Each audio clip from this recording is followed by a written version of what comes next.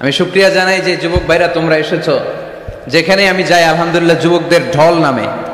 আলহামদুলিল্লাহ আজকে শুনলাম যে মোট 8টা প্যান্ডেল। কয়টা?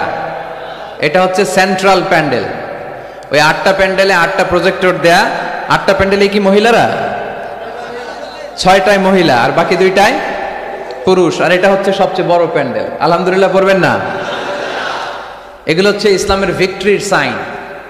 ভিক্টরি, বিজয়। বিজয় দেয় কে? তো এটা আবার অনেকের চক্ষুশূলের কারণ। ইসলামের পক্ষে এত মানুষের গণজোয়ার অনেকে আবার সহ্য করতে পারে না।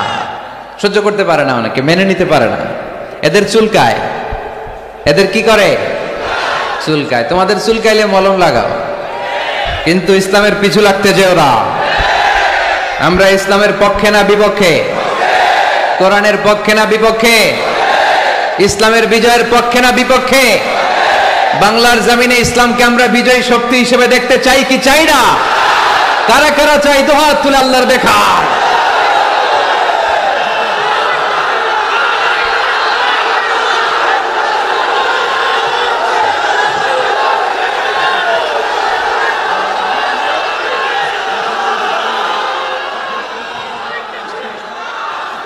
আমি কিছু প্রশ্ন করে উত্তর দেন। সকল প্রশংসার মালিককে, সকল ক্ষমতার উৎসকে। কেউ যেটা পারে না পারে কে? কেউ যেটা দেখে না দেখে কে? কেউ যেটা দেয় না দেয় কে? সে আল্লাহর জন্য আমরা পড়ব আলহামদুলিল্লাহ। সবাই পড়েন রব্বানা লাকাল হামদ হামদান কাসীরান তাইয়িবান মুবারাকান ফীহি ইয়া রাব্বি লাকাল হামদু কামা ইয়ানবাগি লিজালালি ওয়াজহিকা ওয়া আযীমি সুলতানিকা। লাকাল হামদু বিল ঈমান, লাকাল হামদু বিল ইসলাম, লাকাল হামদু বিল কুরআন। আমরা প্রশংসা করলাম কার? সব সময় প্রশংসা করব কার? খাওয়ার সময়, ঘুমানোর সময়, নামাজের সময়, জিকির করার সময়, সব সময় প্রশংসা চলবে একজনের। তিনি কে? আল্লাহর প্রশংসা করতে করতে আমরা যদি আমাদের জীবন শেষ করে দেই, আল্লাহর প্রশংসা করে কি শেষ করা যাবে? আল্লাহর নেয়ামত গুণে শেষ করা যাবে? ওয়া ইন তাউদ্দু নি'মাতাল্লাহি লা তুহসুহা ইন্নাল ইনসানা লাযালুমুন কাফার।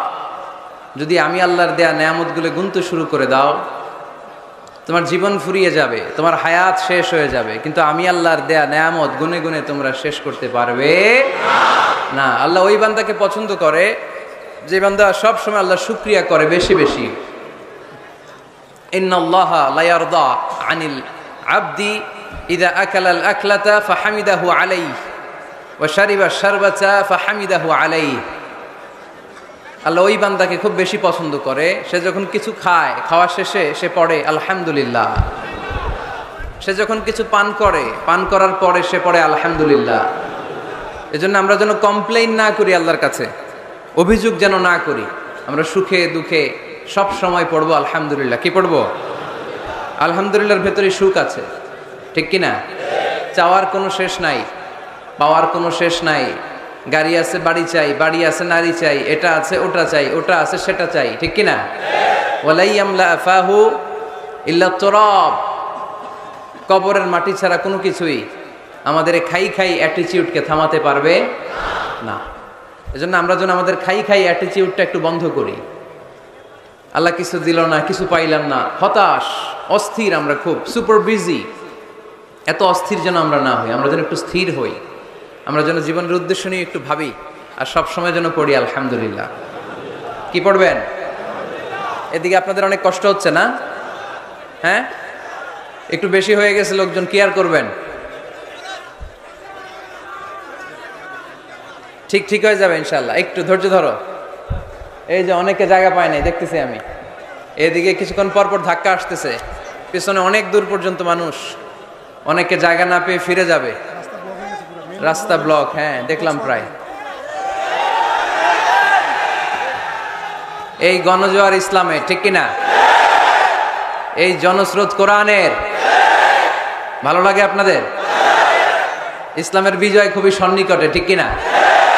আমাদের কিছু স্যাক্রিফাইসের পরিমাণ বাড়াতে হবে, আল্লাহরে দেখাই দিতে হবে আমরা ময়দান ছাড়ি নাই, দেখাইতে হবে যে আমরা ময়দানে টিকে আছি। চিল্লায় বলেন ঠিক কিনা? টিকে থাকতে হবে।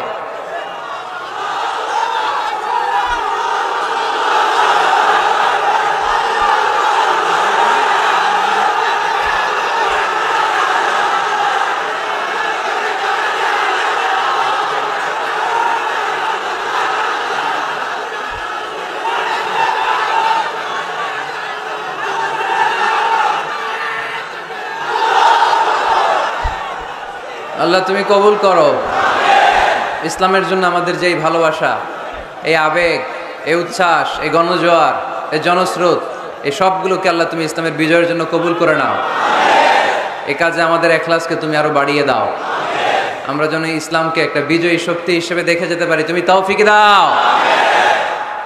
আমি দেখলাম আসার পথে অনেক মোটরসাইকেল, অনেক গাড়ি, জানি না কি অবস্থা রাস্তাঘাটের। যাই হোক, সব রেখে দিয়ে আমরা এখন কোরআনের মজলিসে চলে আসতে পারছি, ঠিক কিনা? আল্লাহর মেহেরবানি। ইয়াং ভাইরা যারা আপনারা এসেছেন আপনাদেরকে শুকরিয়া, মুরব্বীরা যারা এসেছেন শুকরিয়া, উলামায়ে কিরাম যারা এসেছেন আপনাদের শুকরিয়া জানাই। আইম্মাতুল মাসাজিদ, মুয়াজ্জিন সাহেবেরা, কামি মাদ্রাসার মুহতামিম সাহেবেরা, ইউনিভার্সিটির টিচার, কলেজের টিচার থেকে শুরু করে যে কোনো ধর্ম, বর্ণ, পেশার যারা এসেছেন সবাইকে আমাদের এই প্রোগ্রামে ওয়েলকাম। আহলান ওয়া সাহলান ও মারহাবান বিকুম। অনেক কষ্ট করেছেন, আমি এসে শুনলাম। একটা প্রোগ্রাম বাস্তবায়ন করতে আসলে অনেক কষ্ট আছে, ঠিক কিনা? অনেক ভাইরা দিন রাত এখানে খেটেছে। আমাদের সৌদি প্রবাসী মান্নান ভাইকে দেখলাম, খুব কষ্ট করলো। আমাদের ফারুক ভাই ব্যবসায়ী খুব আপ্যায়ন করলো। আরও অনেকের নাম আমি জানি না, কিন্তু আপনারা সবাই এই প্রোগ্রামের জন্য অনেক কষ্ট করেছেন। আল্লাহ আজকের এই প্রোগ্রামটাকে তুমি আমাদের নাজাতের ওসিলা বানাও। আমরা এমন কিছু যাতে শিখে যেতে পারি যেটা আমাদের আখিরাতের নাজাতের ওসিলা হয়ে যায়। আমরা সবাই আওয়াজ করে পড়ি আমিন। আসুন আমরা আর কথা না বাড়িয়ে সরাসরি কোরআন থেকে শুনি, কারণ কোরআন এমন একটা কিতাব যে কিতাবে কোনো ভুল নাই, আছে কোনো সন্দেহ নাই, আছে লা রাইবা ফি, there is no doubt in it and a guidance to those who are muttaqin। এটা এমন বই যেটাতে কোনো ভুল নাই, সন্দেহ নাই, সংশয় নাই, পারলে ভুল ধরে দেখাও। পৃথিবীর কোনো লেখক বই লেখার পরে এরকম বলছে নাকি আমার বইয়ে কোনো ভুল নাই, এটার মধ্যে কোনো ইনকনসিস্টেন্সি নাই, কোনো অসঙ্গতি নাই, পারলে ভুল ধরে দেখাও? বলে বলে পৃথিবীর লেখকরা এগুলো বলে না। পৃথিবীর লেখকরা বলে আমি মানুষ, আর মানুষ হচ্ছে দুর্বল, দুর্বলের ঘরের দুর্বল, ঠিক কিনা? সো আমার এই দুর্বলতার কারণে, জ্ঞানের দুর্বলতা, চিন্তার দুর্বলতা, এগুলোর কারণে আমার বইতে ভুলটুল হয়ে যেতে পারে। পারলে আমাকে সংশোধন করে দিবেন, পরবর্তী সংস্করণে আমি ঠিক করে নিব, এরকম বলে না? সব লেখকরা বইয়ের পেছনে এটা বলে দেয়, কিন্তু এই বইটা ভিন্ন। কারণ এই বইটা দুনিয়ার কোনো লেখকের লেখা বই নয়। এই বইটা পাঠিয়েছে কে? আল্লাহ। এজন্য এই বইতে কোনো ভুল নাই, কোনো সন্দেহ নাই, কোনো সংশয় নাই। এই বইটা আলোর পথ দেখায়।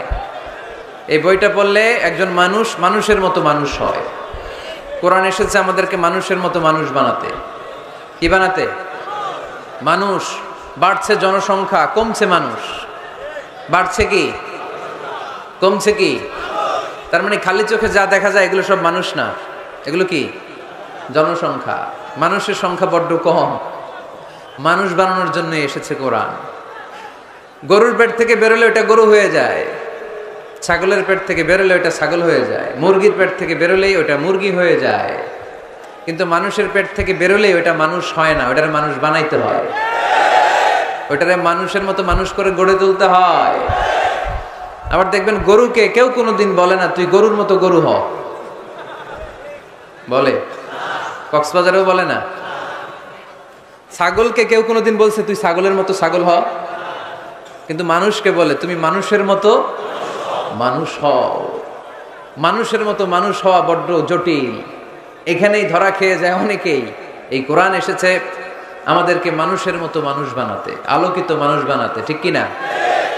এই দুনিয়া এখন তো আর সেই দুনিয়া নাই, মানুষ নামের মানুষ আছে, দুনিয়া বোঝাই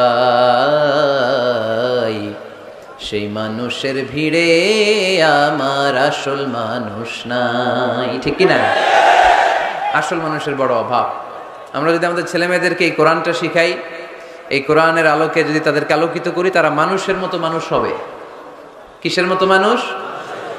তাহলে এই কথাটা খেয়াল রাখবেন, মুখস্থ রাখবেন, সাথে করে বাড়িতে নিয়ে যাবেন এবং সবাইকে বলবেন যে কোরআন পড়লে মানুষের মতো মানুষ হওয়া যায়, ঠিক কিনা?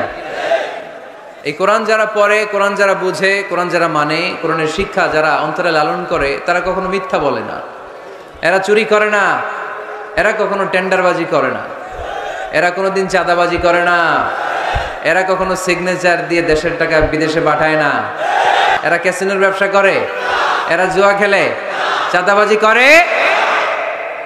কোরআন পড়লে সে মানুষের মতো মানুষ হয়, আলোকিত মানুষ হয়। এজন্য কোরআনকে যেন আমরা বন্ধু বানাই, কোরআনকে যেন আমরা সঙ্গী বানাই, কোরআনকে যেন আমরা সাথী বানাই। কারণ কোরআন আমাদেরকে সঠিক জীবন দর্শন শিক্ষা দেয়, সঠিক লাইফস্টাইল শিক্ষা দেয়, সঠিক দৃষ্টিভঙ্গি শিক্ষা দেয়। দৃষ্টিভঙ্গিটা খুব জরুরি, ভিউ পয়েন্টস। এজন্য বলা হয় দৃষ্টিভঙ্গি বদলান, জীবন বদলে যাবে, তাই না? দৃষ্টিভঙ্গির পরিবর্তনটা অনেক বড় বিষয়। একই জিনিস থেকে, একই জিনিস, the same thing, someone take the positive news and some other they take the negative issue. একই জিনিস কেউ দেখে পজিটিভ, কেউ দেখে নেগেটিভ। একটা বোতলের মধ্যে যদি অর্ধেক পানি থাকে, একজন বলবে, আমি যদি বলি এখানে কি দেখতে পাচ্ছেন, একজন বলবে আমি দেখতে পাচ্ছি এই বোতলের অর্ধেক খালি, অর্ধেক, উনি খালিটা দেখছে। আবার আরেকজন বলবে আমি দেখতে পেয়েছি এটার বোতলের অর্ধেক পানি ভর্তি। দুইজনেরটাই ঠিক, তাই না? একজন দেখেছে পজিটিভলি, আরেকজন দেখেছে নেগেটিভলি। যে সবসময় নেগেটিভ চিন্তা করে ও খালিটা দেখছে, বোতলের অর্ধেক খালি, ও খালিটা দেখছে, নিচেটা খেয়াল করে নাই। আর যে অলওয়েজ পজিটিভ, ও নিচে যে পানি আছে ওইটা দেখছে। আমরা পজিটিভলি চিন্তা করবো, come back positive, not go back to negative. নেগেটিভের দিকে যেও না, পজিটিভের দিকে আসো। আল্লাহর হাবিব সাল্লাল্লাহু আলাইহি ওয়াসাল্লাম সব সময় অলওয়েজ হি ওয়াজ পজিটিভ, ভেরি পজিটিভ, অপটিমিস্টিক, প্যাসিমিস্টিক ছিলেন না। যে কোনো পরিস্থিতিতে তিনি পজিটিভ দিকগুলো খেয়াল করতেন। কখনো আল্লাহর হাবিব সাল্লাল্লাহু আলাইহি ওয়াসাল্লাম নেগেটিভ জিনিসের দিকে খেয়াল করতেন না। আল্লাহর হাবিব সাল্লাল্লাহু আলাইহি ওয়াসাল্লাম একটা লাশকে দেখে তিনি দাঁড়িয়ে গেলেন।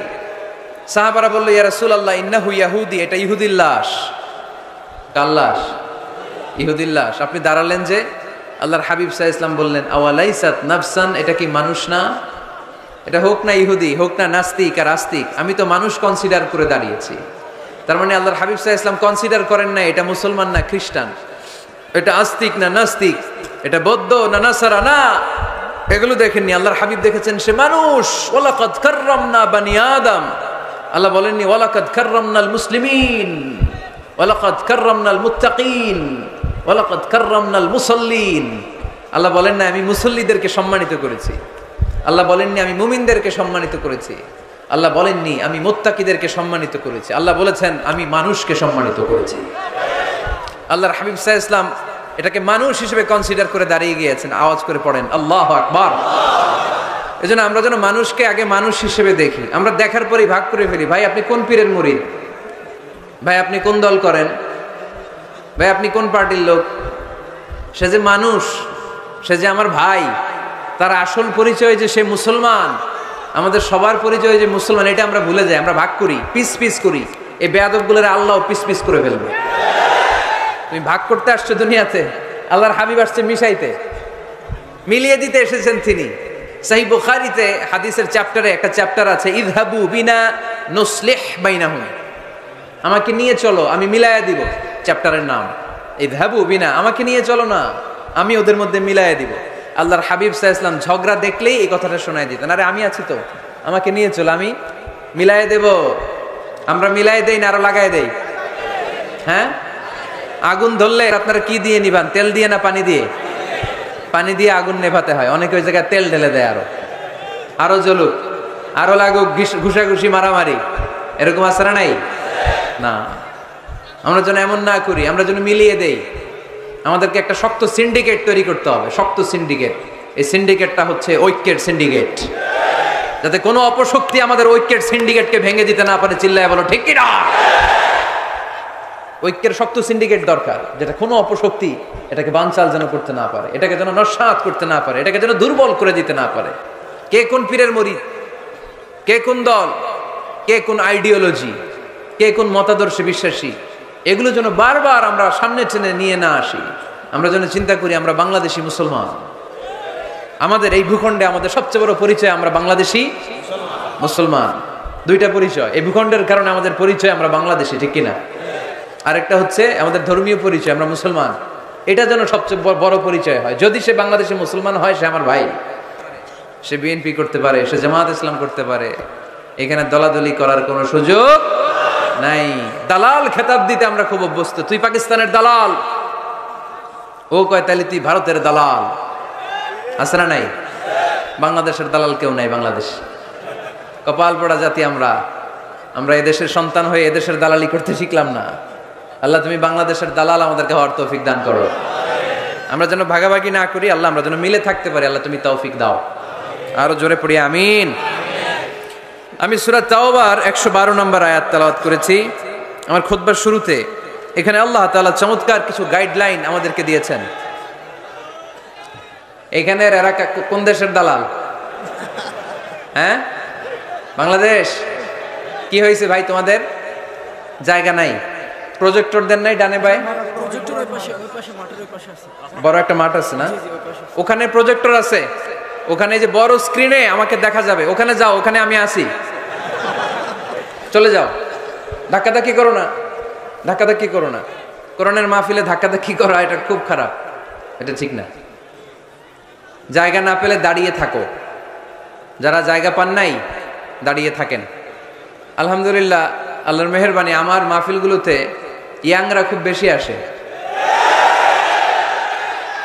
আমি খেয়াল করে দেখলাম যে 15 থেকে 25 বেশিরভাগ। গলার জোর দেখছেন? জোর। আলহামদুলিল্লাহ, মুরব্বী ভাইরাও আসে।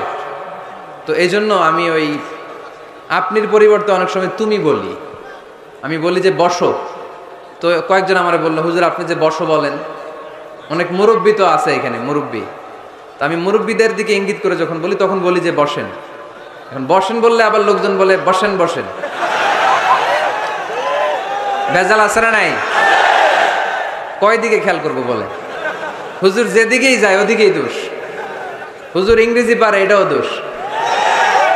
এই হুজুর ইংরেজি পারে না, এটাও দোষ। হুজুর খায় বেশি, এটা দোষ। এই হুজুর কিচ্ছু খাইতে পারে না, এটাও দোষ। হুজুর বিয়ে করে না, এটা তো মহা মুসিবত, এলাকার ইমাম তো বানানোই যাবে না, মহাদোষ। হুজুর অনেকদিন পরে বিয়ে করছে, এটাও দোষ। আছে না নাই? তো অন্যের দোষ যেন আমরা না খুঁজি। সম্মানিত ভাইরা, আমরা ধাক্কাধাক্কি না করি, আমরা বসে যাই। অনেক মানুষ, শৈত্যপ্রবাহ, কিন্তু শীতের কোনো ছোঁয়া এখানে নাই।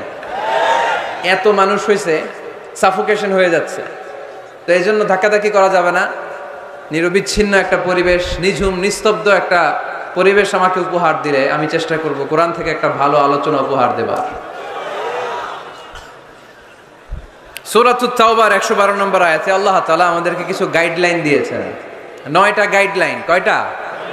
সবাই বলেন কয়টা? এগুলো খেয়াল করে মুখস্থ করে নিয়ে যাওয়া যাবে আজকে? মুখস্থ করে আবার আরেকজনের শোনায় দিবেন, পারা যাবে? যে এই 9টা বিষয় যদি কেউ লালন করে, নিজের মধ্যে ধারণ করে, আল্লাহ তাকে জান্নাতের সুসংবাদ দিয়েছে। আমরা জান্নাতে যেতে চাই কি চাই না? বাল্লিগু আন্নি ওয়ালাউ আয়া। একটি আয়াত হলেও আল্লাহর হাবিব বললেন পৌঁছে দাও। আমাদের ধর্মের এই মিশনারি ওয়ার্কটা, এটা সবার দায়িত্ব। মিশনারি ওয়ার্ক, দাওয়াতি অ্যাক্টিভিটি, এটা শুধু মিজানুর রহমান আজহারির দায়িত্ব না। উনি এসে এসে শুধু দাওয়াত দিবে না, এটা সবার দায়িত্ব। আমি যদি বেশি জানি তো বেশি শোনাবো, আপনি কম জানলে কম শোনাবেন। আপনি যদি শুধু জানেন লা ইলাহা ইল্লাল্লাহ মুহাম্মাদুর রাসূলুল্লাহ, আপনি তাহলে অতটুকুর দাওয়াত দিবেন। সবাই আমরা দাঈ ইলাল্লাহ। এজন্য কথাগুলো শুনবো, প্রথমত আমরা যেন এগুলো ধারণ করতে পারি, এগুলো পালন করতে পারি। অনেক ভাইরা এসেছেন, আমাদের সময় অনেক দামি। অনেকে দোকান পাট, ব্যবসা বাণিজ্য বন্ধ করে টাকা খরচ করে এসেছেন। সময়টা যেন কাজে লাগে। আমরা আমাদের নিয়তকে খালিস করে নেই, যে আজকে আমরা যা শুনবো ঠান্ডা মাথায় ইখলাসের সাথে আমল করার নিয়তে শুনবো এবং যা শুনবো মনে রাখবার চেষ্টা করব এবং এটা পৌঁছে দিব, ঠিক কি না? সবাই কি একমত? দ্বিমত আছে নাকি কেউ কেউ? সবাই একমত তো? আসুন আমরা সরাসরি কোরআন থেকে তাফসীর শুনি। এই আয়াতটিতে আল্লাহ তাআলা মুমিনদের 9টি গুণের কথা বলেছেন। আমরা একে একে ধারাবাহিকভাবে গ্রাজুয়ালি 9টি গুণের কথা শুনব। প্রথম যেই গুণের কথা আল্লাহ তাআলা বলেছেন, আল্লাহ তাআলা উল্লেখ করছেন মুমিনদের প্রথম বৈশিষ্ট্য হচ্ছে আত্তাইবুনা। আমার সাথে সাথে সবাই পড়েন আত্তাইবুনা। সবাই পড়েন নাই, সবাই পড়েন আত্তাইবুনা। মানে মুমিনরা তওবা করে। কি করে? আত-তাওবা। সূরার নাম হচ্ছে আত-তাওবা। আত-তাওবা মানে to go back to your Lord. আপনি আপনার রবের দিকে ফিরে যাবেন। প্রথম পয়েন্ট নিয়ে আলোচনা আমরা শুরু করে দিলাম অলরেডি। কথা বন্ধ করে কান দুটো খরগোশের কানের মতো খাড়া করে আমার দিকে তাকান। আত-তাইবুনা, মুমিনরা তওবা করে। আত-তাওবা একটু জোরে দিতে হবে। আত-তাওবা মানে হচ্ছে আর-রুজুউ ইলাল্লাহ। আর-রুজুউ ইলাল্লাহ, আল্লাহর দিকে ফিরে যাওয়া। আমাদের ভুল হতে পারে, ভুল হলেই আমরা ফিরে যাই যার দিকে, তিনি কে? আল্লাহর হাবিব বললেন কুল্লুকুম খাত্তাউন, তোমরা সবাই পাপী। আমরা সবাই কি? আমরা যে পাপী এটা বলতে আপনাদের লজ্জা লাগতেছে অনেক। আমরা পাপী না সবাই? শুধু কি পাপী? পাপীর ঘরের পাপী, ঠিক কি না? পৃথিবী না জানুক আমি তো জানি, আমি কি পাপ করেছি হায়। পৃথিবী না জানুক আমি তো জানি, আমি কি পাপ করেছি হায়। আমার পাপের করলে বিচার, বাঁচার আমার নাই উপায়। দয়াময় প্রভু মাফ করো আমায়, মাফ করো আমায়। পড়েন আমিন। পৃথিবীর কেউ না জানলেও প্রত্যেকের পাপের হিসাব প্রত্যেকের কাছে আছে না নাই? এজন্য আল্লাহর হাবিব বললেন কুল্লুকুম খাত্তাউন, তোমরা সবাই পাপী, শুধু পাপী না, পাপীর ঘরের পাপী। ওয়া খায়রুল খাত্তাইনা আত-তাওয়াবুন, আর এই পাপীদের মধ্যে সবচাইতে ভালো পাপী যেই পাপী পাপ করার পরপরই তওবা করে। ইয়া আইয়ুহাল্লাযীনা আমানু তুবু ইলাল্লাহি তাওবাতান নাসুহা। ও বিশ্বাসীরা, তোমরা যদি অন্যায় করে ফেলো, তোমরা যদি ভুল করে ফেলো, তোমরা যদি নিজের নফসের উপর জুলুম করে ফেলো, উপলব্ধি আসার পরে আমার কাছে ক্ষমা চাও, তওবা করো। তওবার মতো তওবা করলে আমি জীবনের সব গুনাহ মাফ করে দিতে পারি। তিনি দয়াময়, তিনি মেহেরবান, তার দয়া যে কত বিশাল আপনি কল্পনাও করতে পারবেন না। তুবু ইলাল্লাহি তাওবাতান নাসুহা, তওবার মতো তওবা। তাওবাতুন নাসুহা মানে কি? তওবার মতন তওবা, এমন তওবা যে তওবাতে আল্লাহ আপনারে মাফ করবেই, যেই তওবার মধ্যে জড়িত আছে আবেগ, যেই তওবাতে জড়িত আছে চোখের পানির স্পর্শ। চোখের পানির এত দাম, অনুতপ্ত বান্দা যখন গুনার কথা স্মরণ করে কাঁদে, চোখের পানি ছেড়ে দেয়। এই চোখের পানি চোখ বেয়ে নাকের ডগাবে মাটিতে পড়ার আগেই আল্লাহ অনুতপ্ত বান্দার জীবনের সব গুনাহ মাফ করে দেয়। এজন্য চোখের পানি ছাড়তে হবে। আমাদের হৃদয়ের ভেতরটা অনেকের খুব শক্ত, নরম হয় না, চোখ দিয়ে পানি নামে না। সর্বশেষ কবে যে আমরা কেঁদেছিলাম অনেকের মনে নাই, এরকম আছে না নাই?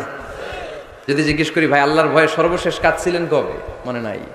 কবে যে কাঁদছিলাম, এত ব্যস্ত আমি, কখন কাঁদবো, কাঁদারই তো সময় নাই, এরকম আছে না নাই?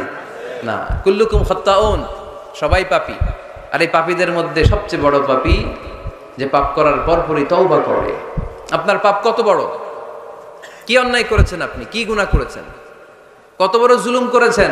আপনার পাপ, আপনার অন্যায়, আপনার ভুল, আপনার জুলুম যত বড়ই হোক, আল্লাহর দয়া, আল্লাহর ক্ষমা তার চাইতেও বড়। আমাদের পাপ যদি হয় খালের পানির সমান, বিলের পানির সমান, জেনে রাখবেন আল্লাহর দয়া সাগরের পানির সমান। আমাদের পাপ যদি হয় পাহাড়ের সমান, আল্লাহর দয়া আকাশের সমান। এজন্য আল্লাহ বললেন তুবু ইলাল্লাহি তাওবাতান নাসুহা, তওবার মতো তওবা করো। তওবার মতো যদি তওবা করতে পারো, সব গুনাহ মাফ করে দিতে পারে কে? কত যে দয়াময় তিনি, কত যে মেহেরবান। দয়ার ভালোবাসাকে তিনি 100 টুকরা করেছেন। এক টুকরা আমাদের সবার মাঝে ভাগ করে দিয়েছেন, 99 টুকরা উনি নিজের মধ্যে রেখে দিয়েছেন। দেখেন আমাদের এক টুকরার ভালোবাসার নমুনা পৃথিবীব্যাপী আপনি খোঁজ করে দেখেন, কত ভালোবাসার ঘটনা। এক একজন যে কত লাভ স্টোরি জানে। যদি জিজ্ঞেস করি ভাই একটা লাভ স্টোরি শোনান, আপনি ঘটনা শুনতে শুনতে নিজেই কাঁদতে শুরু করবেন। এত চমৎকার লাভ স্টোরি, এত চমৎকার ভালোবাসার উপন্যাস, এত চমৎকার নাটক, ভালোবাসার দৃশ্য দেখলে অবাক লাগে। আহা, বন্ধু বন্ধুর জন্য ভালোবাসা, স্বামী স্ত্রীর জন্য ভালোবাসা, এক ফোঁটা এক ভাগ ভালোবাসার ছিটে ফোঁটা আমরা পেয়েছি, ঠিক কিনা? ওই এক ভাগ কি আমি একা পাইছি? আপনি একা পাইছেন? আমরা সবাই মিলে। আমি পত্রিকায় একটা রিপোর্ট দেখেছি, আমি প্রায় বলি, বন্যার পানিতে পানি খেতে খেতে মা জীবন শেষ, কোমর পানি, গলা পানি, নাক সমান পানি, পানি খেতে খেতে শেষ, কিন্তু বাচ্চাটারে বুদ্ধি করে বালতির মধ্যে এরকম চেপে ধরে রাখছে। বন্যার পানিতে পানি খেতে খেতে মা শেষ, আল্লাহর মেহেরবানিতে বাচ্চাটা মরে নাই। এই কলিজার টুকরা দুধের বাচ্চার জন্য মা জীবন দিয়ে দিল। এই বাচ্চার জন্য মায়ের হৃদয়ে ভালোবাসাটা ঢুকাই দিছে কে? দুনিয়ার ভালোবাসার নমুনা যদি এই হয়, 100 টুকরা ভালোবাসার এক টুকরার এক্সাম্পল যদি পৃথিবীতে এই হয়, যার মধ্যে 99 টুকরা ভালোবাসা তিনি রেখে দিয়েছেন, তার ভালোবাসা বেশি না কম? এজন্য আল্লাহ বললেন তওবার মতো তওবা করো, ক্ষমার মতো ক্ষমা চাও, কাদার মতো কাঁদো, কাদার মতো কাঁদলে সব মাফ করে দেয় কে? আপনি কি পাপ করছেন? আপনি কি অন্যায় করেছেন? কেন আপনি হতাশ? কেন আপনি নিরাশ? লা তাইয়াসু মির রাউহিল্লাহ, ইন্নাহু লা ইয়াইয়াসু মির রাউহিল্লাহি ইল্লাল কওমুল কাফিরুন। আল্লাহর রহম থেকে, ভালোবাসা থেকে নিরাশ হয়ো না। আল্লাহর রহমত আর দয়া থেকে নিরাশ হয় তারা যারা কাফের, ঠিক কি না? কত পাপ করেছেন আপনি? বনি ইসরাইলের এক সিরিয়াল কিলার ছিল, সহিহ বুখারীতে এসেছে। সে এত হত্যা করেছে, হত্যা করতে করতে করতে 99 জন মানুষকে সে সিরিয়ালি মার্ডার করে ফেলছে। কয়জনকে? আপনি মারছেন কয়জন রে? আমি মারছি কয়জন রে? সে 99 জনকে মারছে। কয়জনকে?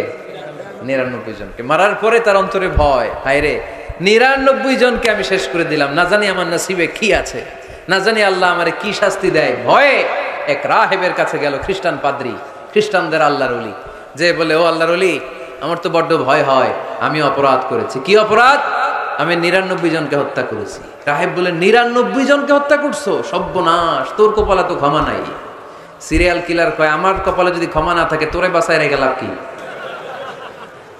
আমি যেহেতু শেষ, তোরেও শেষ করে মরে, ওরেও মেরে ফেলছে। এবার সেঞ্চুরি করে আবার ভয়, হায় রে 100 জনের মারলাম, না জানি আমার নসিবে কি আছে। খুঁজতে লাগলো কোনো ভালো আলেম আছে কিনা। আলেমের কাছে গেছে, যে বলে আলেম 100 হত্যা করেছি আমি, 100 খুনের আসামি, আমার নসিবে কি ক্ষমা আছে? আলেম বলে তুমি কি গুনাহ করছো মিয়া? তোমার গুনাহ যত বড় হোক, তোমার অন্যায় যত বড় হোক, তোমার পাপ যত বিশাল হোক, আমার আল্লাহর দয়া ভালোবাসা তার চাইতেও বিশাল।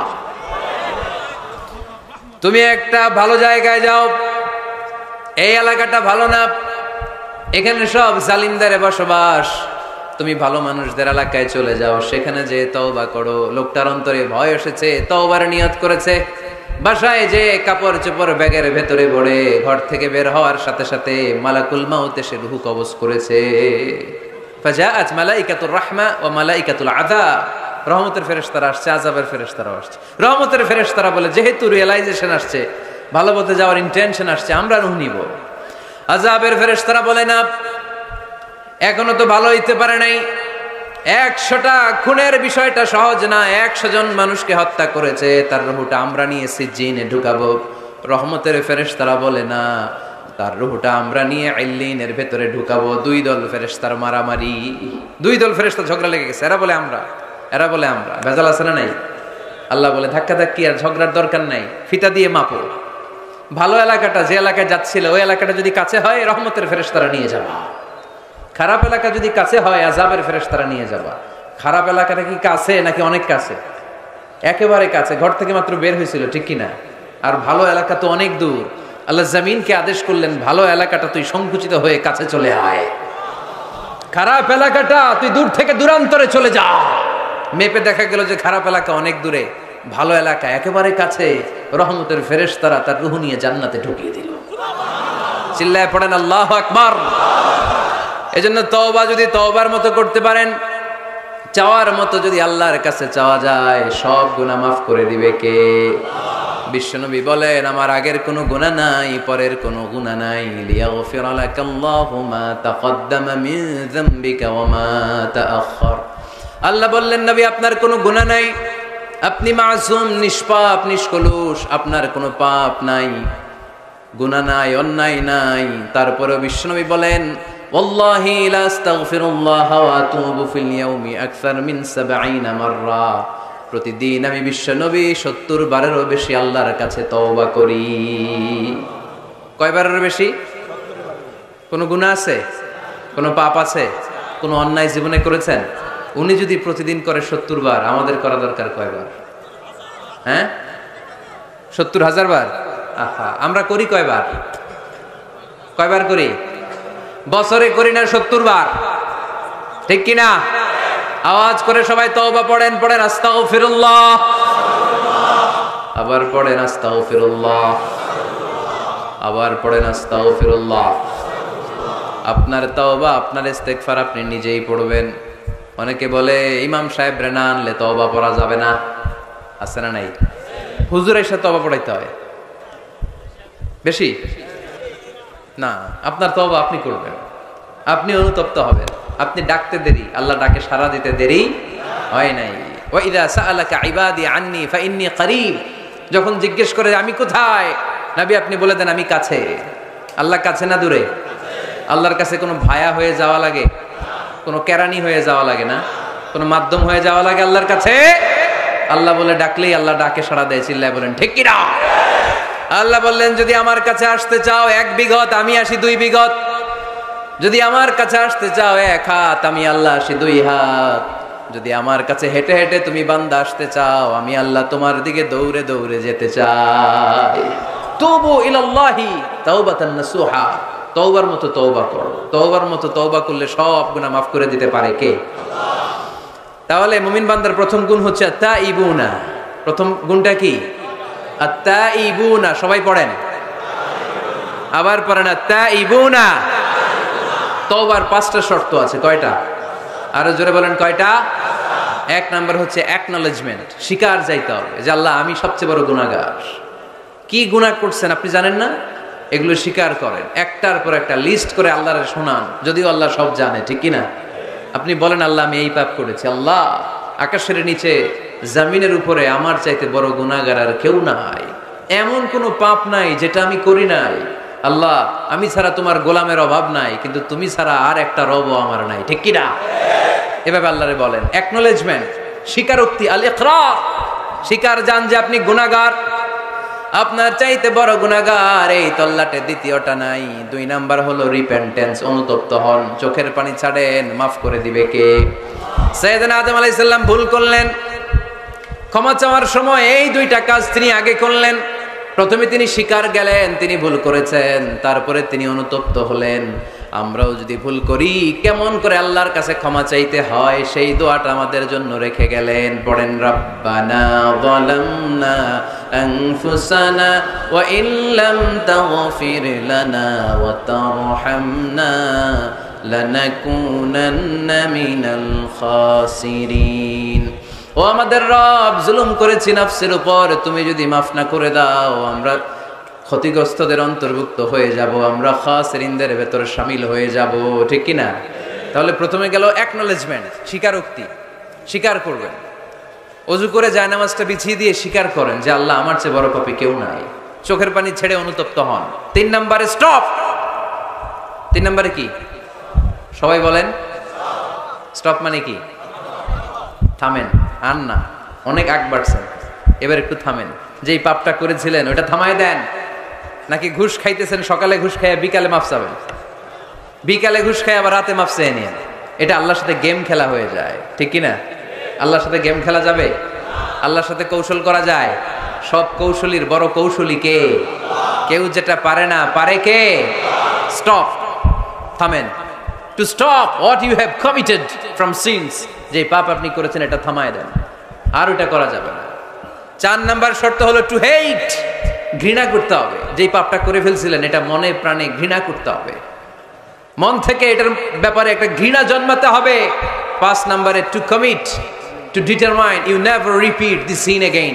আল্লাহর এই ওয়াদা দিবেন, এই কমিটমেন্ট দিবেন যে আল্লাহ পারতপক্ষে আমার জীবনে এই পাপ, এই অন্যায় আমি জীবনে করব না। চিল্লায় বলেন ঠিক কিনা? এই 5টা শর্ত সামনে রেখে 5টা শর্তকে আমল করে কেউ যদি তওবার মতো তওবা করে তার জীবনের সব গুনাহ মাফ করে দিবে কে?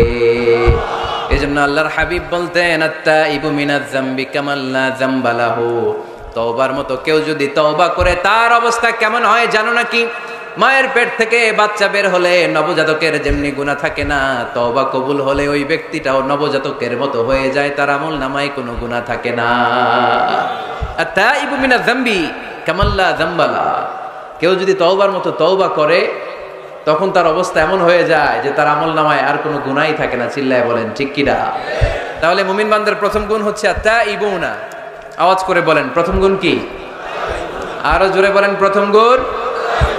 যে কোনো সময় আপনি আল্লাহরে ডাকবেন, আল্লাহ শুনবে 24/7, কোনো বন্ধ নাই। বারবার চাইলে আল্লাহ খুশি হয়। দুনিয়ার নিয়মের উল্টো। এ দুনিয়াতে কারো কাছে বারবার চাইলে খুশি হয় না, রাগ হয়।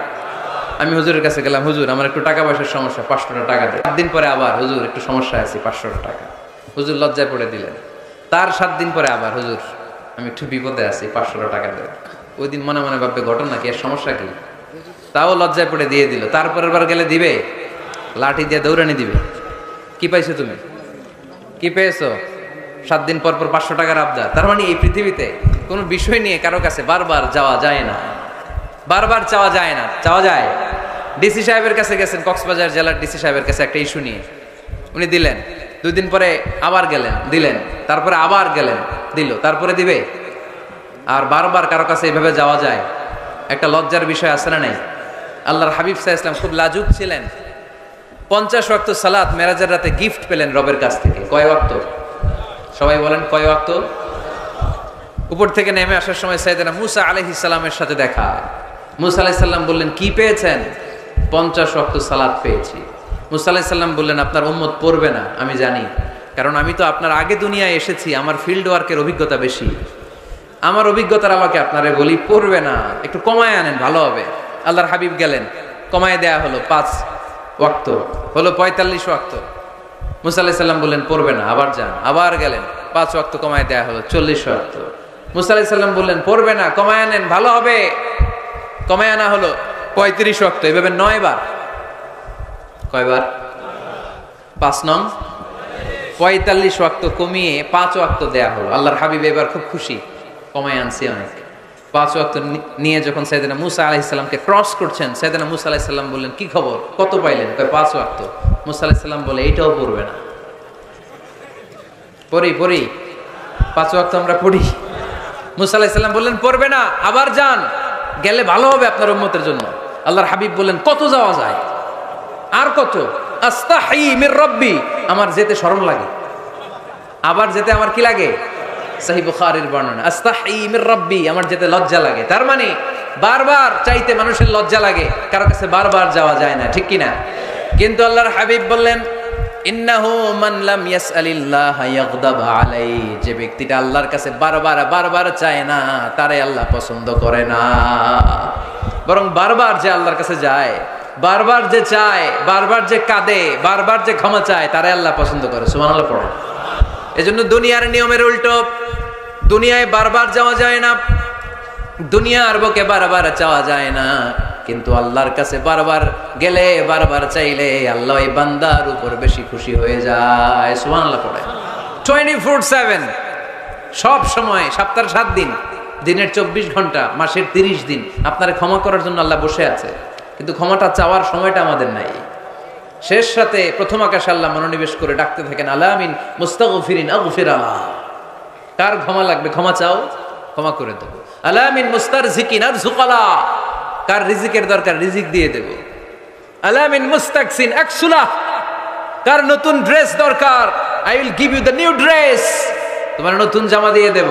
কার চাকরি দরকার চাকরি চাও, চাকরি দিয়ে দেব। কার বিয়ে হচ্ছে না আমার কাছে চাও, সুন্দরী বউয়ের ব্যবস্থা করে দিব। ওই যে কয় সুবহানাল্লাহ, এটা কমন পড়ছে সবার না? চাইতে হবে, সবটাই চাইতে হবে। দেহার মালিক কে? মনে রাখবেন নেককার স্ত্রী আর নেককার সন্তান আল্লাহর কাছে চাইতে হয়। সাইয়েদনা ইব্রাহিম আলাইহিস সালাম নেককার সন্তানের জন্য দোয়া করেছেন, জাকারিয়া আলাইহিস সালাম নেককার সন্তান পাওয়ার জন্য দোয়া করেছেন। ইয়াংদের দোয়াগুলোর মধ্যে বিশেষ দোয়া তো হবে এইটাই, ঠিক কি না? যে আল্লাহ তুমি আমাকে নেককার, রূপবতী, গুণবতী একটা স্ত্রী দাও। স্ত্রী যদি ভালো হয় ঘরটা জান্নাত, স্ত্রী যদি খারাপ হয় ঘরের ভিতরে দ্বিতীয় বিশ্বযুদ্ধ, ঠিক কি না? A timely marriage is very important for the young society of Bangladesh. সময় মতো বিয়ে, এটা সব জায়গায় আমি বলি। ছেলের বাবা যারা আছেন, মেয়ের বাবা যারা আছেন, ওদের দুঃখগুলো একটু বুঝেন। ওরা অনেক দুঃখে আছে, কষ্টে আছে, বুক ফাটে তো মুখ ফুটে না, ঠিক কি না? বিয়ের চেয়ে ভালো কাজ হয় না, বিয়ের চেয়ে ভালো কাজ হতে পারে না। এই যে উঠতি বয়সের ছেলে মেয়েরা বর্তমানে ফাস্টেস্ট ওয়ার্ল্ডে যেভাবে ট্রেন্ড চেঞ্জ হচ্ছে, তারা তাদের যৌবনকে নষ্ট করে ফেলছে। তারা এই যে পরকীয়া, এই যে গার্লফ্রেন্ড বয়ফ্রেন্ডের যে কালচার, এগুলো আগে ছিল না, এগুলো দেশের মধ্যে এখন ঢুকছে। ওই যে চিল্লায় উঠতেছে অনেকে, দেখছেন? 100% কমন পড়ে গেছে এদের। তো এই যৌবনের তাড়নায়, এই যে যুবক বয়সে তারা যে পাপগুলো করে, অবৈধ মেলামেশার কারণে, হারাম রিলেশনশিপের কারণে একটা পার্সেন্টেজ গুনাহ বাবা মার কাঁধেও আছে না নাই? এজন্য খবরদার, ওদেরকে যদি সময় মতো বিয়ে না দেন, ওরা যে পাপগুলো করবে এটা শুধু ওদের পাপ নয়, আপনার কাঁধেও এই পাপ বর্তায়, তাই না?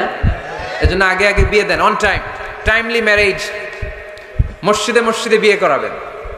ছেলের বাবা মেয়ের বাবা চলে আসবে, ইজাব হবে, কবুল হবে, খেজুর নিয়ে যাবেন, 1 কেজি, বিয়ে শেষ। সহজ হয়ে গেছে না? 1 কেজি 2 কেজি খেজুর খাওয়াই দিবেন। দিস ইজ দ্য ওয়ালিমা। আল্লাহর হাবিবের যখন বেশি টাকা ছিল তিনি বেশি খাওয়াতেন। এক বিয়েতে তিনি 400 জন সাহাবীকে খাসির গোশত, উটের গোশত আর রুটি খাইয়েছেন। ওয়ালিমা, বিয়ের খাবার। সুবহানাল্লাহ পড়বেন না? আরেক বিয়েতে টাকা পয়সা নাই। এটা হচ্ছে সাফিয়া বিনতে হুয়াই ইবনে আখতাব, ইহুদি রাজকন্যাকে বিয়ে করেছিলেন খায়বার যুদ্ধের পরে। তো ফিরে আসবেন, আল্লাহর হাবিব বললেন এখানেই বিয়ে করব, মরুভূমিতে আমাদের বাসর হবে। বাসর ঘর সাজানো হলো, আল্লাহর হাবিব বাসর করলেন। সকালবেলা তিনি বেরোলেন, সাহাবারা ধরলেন, ইয়া রাসূলুল্লাহ, আগে না ওই যে রুটি খাওয়াইছিলেন, আগের বিয়েতে গোশত খাওয়াইছিলেন, এইবার কি খাওয়াবেন? আল্লাহর হাবিব বললেন এইবার তো আমার কাছে টাকা পয়সা নেই, তোমাদের কাছে কি আছে বলো?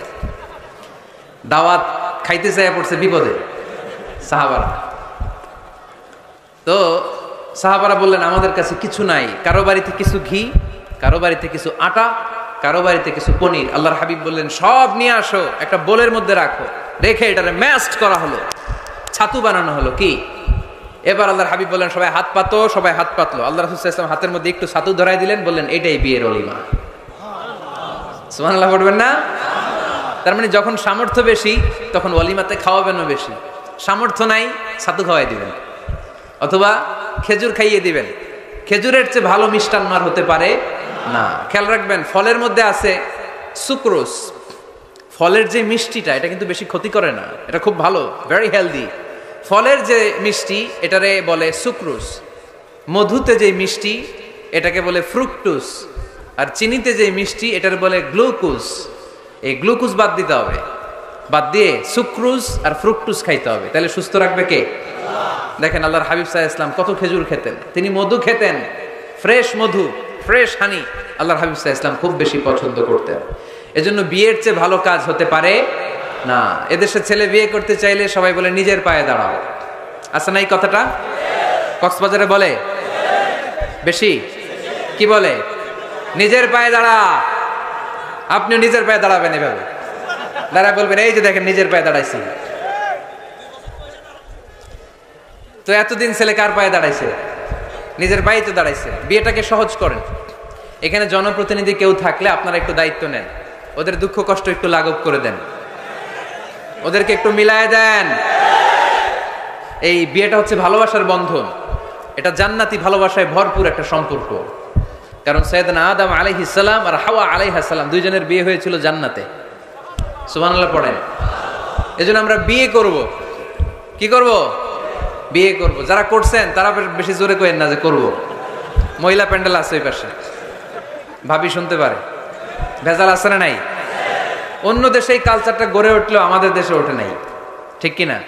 এদেশের মা বোনেরা ভালোবাসার ভাগ বসাইতে দেয় না কাউরে, একাই পুরো ভালোবাসা উনি রাখবে। তো যাই হোক, যারা করে ফেলছেন তো করে ফেলছেন, যারা করো নাই তারা বিয়ে করার ট্রাই করো। বিয়ে কখনো কারো সফলতা আটকে রাখে না। যত বড় বড় মনীষী বিজ্ঞানী খেয়াল করে দেখো আগে বিয়ে করছে। আমাদের এই স্বাধীনতার স্থপতি বঙ্গবন্ধু শেখ মুজিবুর রহমান খুব অল্প বয়সে বিয়ে করেছেন, ঠিক কিনা? কাজী নজরুল অল্প বয়সে বিয়ে করেছেন, মহাত্মা গান্ধী অল্প বয়সে বিয়ে করছেন। বিয়ে সফল হওয়াতে কি ওনাদের কোনো বাধা বা প্রতিবন্ধকতা তৈরি করছে? ওনারা তো সফল হয়েছে। সমস্যাটা যেখানে ওনারা বিয়ে করে সফল হয়েছে, আমরা সফল হয়ে তারপরে বিয়ে করতে চাই, ঠিক কিনা? এটাই বুঝতে চাই না যে সফল হওয়ার মাধ্যম হচ্ছে তাড়াতাড়ি বিয়ে করা। তাড়াতাড়ি বিয়ে করা, ইউগনিহিমুল্লাহ মিন ফাদলিহি, যারা বিয়ে করবে আল্লাহ নিজ দায়িত্বে তাদেরকে সম্পদশালী বানায় দিবে। এজন্য আন-নিকাহ মিন সুন্নতি ফামান রাগিবা আন সুন্নতি ফালাইসা মিন্নি। বিয়ে আমার সুন্নাত, আমার সুন্নাতকে যে ভালোবাসে না সে আমার ফলোয়ার হতে পারে না। এজন্য বাবা কারা কারা আছেন? ছেলের বাবা দেখে হাত তোলেন। ছেলের বাবা হাত তুলে বলেন, আল্লাহ আমার ছেলেকে সময় মতো বিয়ের পিঁড়িতে বসায় দিব ইনশাআল্লাহ। ছেলের বিয়েতে 1 টাকাও যৌতুক নিব না। আওয়াজ করে পড়েন আমিন। হাত নামান। মেয়ের বাবা কারা আছেন দেখি? মেয়ের বাবা হাত তুলেন, আওয়াজ করে বলেন হে আল্লাহ। আরো জোরে বলেন হে আল্লাহ। আপনাদের ভালো লাগতেছে না এটা? বলেন আল্লাহ আমার মেয়েকে সময় মতো ভালো পাত্রের হাতে তুলে দিব, সময় মতো বিয়ের ব্যবস্থা করব, তুমি তৌফিক দাও। মেয়ের বিয়েতে 1 টাকাও যৌতুক দিব না। আওয়াজ করে পড়েন আমিন। হাত নামান। বিয়ে করো নাই কারা কারা? হাত তোলো। আওয়াজ করে বলো হে আল্লাহ সময় মতো বিয়ে করতে চাই, তুমি তৌফিক দাও। আওয়াজ করে বলো আল্লাহ হাত তুলে ওয়াদা করলাম আমার বিয়েতে 1 টাকাও যৌতুক নিব না। আমিন। আরো জোরে বলতে হবে আমিন। মাশাআল্লাহ। হাত নামাও, হাত নামাও। এই তো সবাই খুশি। ছেলের বাবাও খুশি, মেয়ের বাবাও খুশি, পাত্ররাও খুশি, মাইকের আওয়াজ শুনে ওইদিকে পাত্রীরাও খুশি। আলহামদুলিল্লাহ। কক্সবাজারের লোকজন খুশি হয়ে গেছে খুব। দেখছেন বিয়েটা যে ভালো জিনিস এটা তার প্রমাণ। বিয়ের কথা বললেই আনন্দ আসে, মুখে হাসি আসে, প্রাণের মধ্যে উচ্ছ্বাস জাগে, ঠিক কি না? তাযাওয়াজু আল ওয়াদুদ আল ওয়ালুদ ফাইন্নী মুকাসিরুন বিকুম আল উমাম। সুন্দরী নারী দেখে, যে নারী বেশি সন্তান জন্ম দিতে পারে এরকম মেয়ে দেখে বিয়ে করো। বেশি সন্তান তোমরা নাও, কেননা আমার বেশি উম্মত হলে কিয়ামতের দিন আমি আমার উম্মতকে নিয়ে গর্ব করে দাঁড়িয়ে যাব। আল্লাহর হাবিব বললেন 1000 কোটি লোক আমার উম্মত। আল্লাহু আকবার। তাহলে বিয়েতে কোনো অকল্যাণ নাই। চেয়ারম্যান সাহেব যদি থাকেন, এমপি সাহেব যদি শুনে থাকেন, আপনি এই জন্য তো কথাবার্তা কয় না, চুপচাপ করে বসে আছে। কি নাম ভাইয়ের? টিপু সুলতান। মাশাআল্লাহ। টিপু ভাই আপনি এই ব্যবস্থাটা নিবেন, আপনার দায়িত্বে, আপনার দায়িত্বে এই অভাগাগুলার রেখে গেলাম। ব্যবস্থা করে দিয়েন, সহজ করে দিবেন, সহজ করে দিয়েন। ছেলে যদি মেয়েকে পছন্দ করে, মেয়ে যদি ছেলেকে পছন্দ করে, ছেলে যদি নামাজি হয়, মেয়ে যদি ভদ্র হয়, বাদ সাধবেন না, ঝামেলা করবেন না, বিয়ে দিয়ে দেন। কল্যাণ আছে না নাই? এজন্য বিয়েটাকে সহজ করবেন। যে সমাজে বিয়ে সহজ ওই সমাজে জিনা কঠিন, যেই সমাজে জিনা সহজ ওই সমাজে বিয়ে কঠিন। আমার দেশে জিনা করা সহজ না কঠিন? বিয়ে করা, বিয়ে করতে এই লাগে ওই লাগে, ব্যাংক ব্যালেন্স লাগে, ফ্ল্যাট লাগে, 10 লক্ষ টাকা মোহরানা লাগে। জিনা করতে কিচ্ছু লাগে না, তুমি আমি রাজি হইলে হয়ে যায়, ঠিক কি না? এটাই বাস্তবতা, চরম বাস্তবতা। This is the real crisis of the young society of Bangladesh. এদেশের ইয়াং ছেলেরা এই ক্রাইসিসে আছে, ওদের কথা কেউ কইতে পারে না। এজন্য ওদের পক্ষ হয়ে আমি একটু বলি। বাবারা, ছেলের বাবারা, মেয়ের বাবারা, বিষয়টা একটু খেয়াল করবেন। আল্লাহ আমাদের সবাইকে কথাগুলো বুঝার, আমল করার তৌফিক দান করুন। এজন্য ভুল যদি হয়ে যায় ক্ষমা চাইবে একজনের কাছে, তিনি কে? আল্লাহ বলেন যখনই ক্ষমা চাইবা তখনই আমি ক্ষমার জন্য রাজি। শুধু দুইটা সময় মানুষের ক্ষমা আর তওবা কবুল করা হয় না। আওয়াজ করে বলতে হবে কয়টা? এক হলো বাদাল গরগরা, যখন গরগরানি শুরু হয়ে যায়। একজন মানুষের হায়াত যখন ফুরিয়ে যায়, মালাকুল মাউত তখন তার রূহ ধরে টান মারে, তার গলায় গরগর গরগর শব্দ হয়। তখন যদি আল্লাহর কাছে সে তওবা করে, ওই তওবা কবুল হবে। সময় তো শেষ, দ্য গেম ইজ ফাইনাল, শেষ। আপনি মালাকুল মাউতকে দেখে ফেলছেন, আলামুল বারজাক দেখতে শুরু করেছেন, এখন কিসের তওবা? টাইম নাই, নো চান্স। এ হচ্ছে নাম্বার 1। নাম্বার 2 হচ্ছে বাদা তুলুই শামসি মিন মাগরিবিহা, কিয়ামতের আগে সূর্য আর পূর্ব দিক থেকে উদিত হবে না, এটা পশ্চিম দিক থেকে উদিত হবে। সূর্য যেদিন পশ্চিম দিক থেকে উদিত হবে, ওই দিন থেকে তওবার দরজা, তওবার চ্যাপ্টারকে বন্ধ করে দিবে কে? এছাড়া যে কোনো মুহূর্তে 24/7 আপনি ভুল করেই ক্ষমা চাইলে মাফ করে দিবে কে? শয়তান বলে, আল্লাহ আপনি আমার জাহান্নামী বানালেন, আমিও দেখে নেব কেমন করে আপনি আপনার বান্দাদেরকে জান্নাতে ঢুকান। ফাবিমা আগওয়াইতানি লা আকউদান্না লাহুম সিরাতাকাল মুস্তাকিম ثم لآتينهم من بين أيديهم ومن خلفهم وعن أيمانهم وعن شمائلهم ولا تجد أكثرهم شاكرين। আল্লাহ আপনি একটারও জান্নাতে ঢুকাতে পারবেন না, আমাকে যেহেতু করেছেন জাহান্নামী, সবগুলারে আমি জাহান্নামে ঢুকাবো। আল্লাহ বলেন, তুই যদি ওয়াসওয়াসা দিতে দিতে বান্দারে একেবারে শেষ পর্যায়ে নিয়ে যাস, বান্দা যদি গুনার কথা বুঝতে পেরে উপলব্ধি করে একবার চোখের পানি ছেড়ে ক্ষমা চায়, আমি আমার বান্দার সব গুনাহ মাফ করে দেব। তুই কি করবি?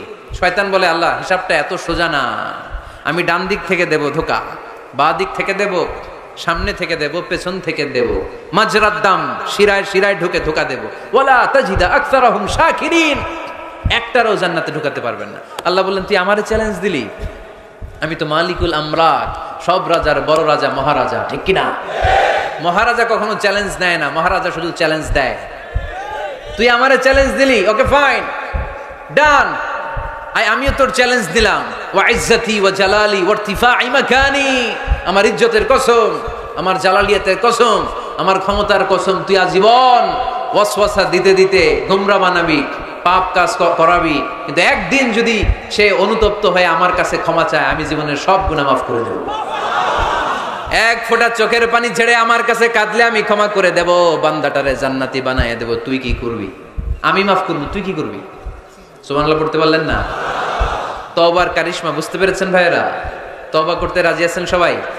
প্রত্যেক সালাতের পরে আমরা তওবা করব, রাজি আছেন? আল্লাহর হাবিব সাল্লাল্লাহু আলাইহি ওয়াসাল্লাম সালাম ফেরানোর পরে পড়তেন আল্লাহু আকবার, এরপর পড়তেন আস্তাগফিরুল্লাহ, আস্তাগফিরুল্লাহ, আস্তাগফিরুল্লাহ। সারাটা দিন তিনি আস্তাগফিরুল্লাহ পড়তেন। সকালবেলা পড়তেন, দুপুরে পড়তেন, বিকেলে পড়তেন, মাঝরাতে ঘুম ভেঙে গেলে পড়তেন। শুধুমাত্র কেবলমাত্র একমাত্র যখন টয়লেটে ঢুকতেন তখন পড়তে পারতেন না, এজন্য টয়লেট থেকে বের হয়ে সর্বপ্রথম তিনি ক্ষমা চেয়ে নিতেন। যেহেতু সারাদিন জিকির করেছে আর ইস্তেগফার করেছে, শুধু টয়লেটে ঢুকার সময়টা পড়তে পারতেন না, এজন্য টয়লেট থেকে বের হয়ে ক্ষমা চাইতেন। কি পড়তেন? গফরানাক। গফরানাক মানে কি হুজুর?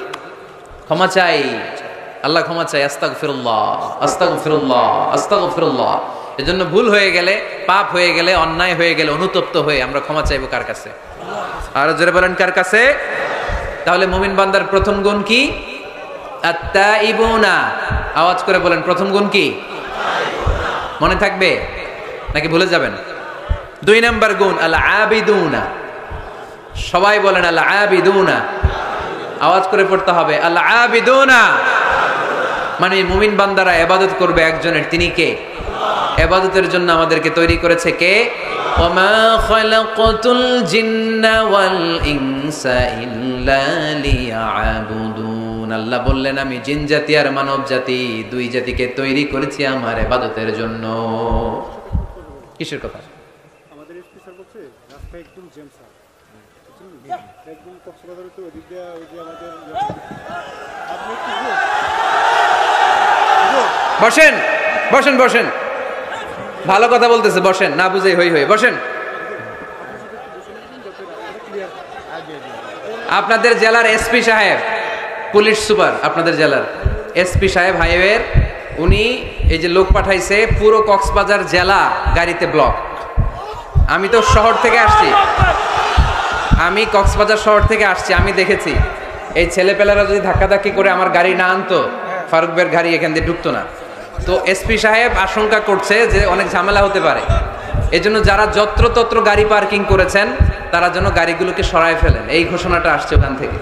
এজন্য উল্টাপাল্টা যদি কেউ পার্কিং করে থাকেন, রাস্তায় যদি কেউ জ্যাম লাগায় থাকেন, নিজ দায়িত্বে আপনি আপনার লেনে থাকবেন।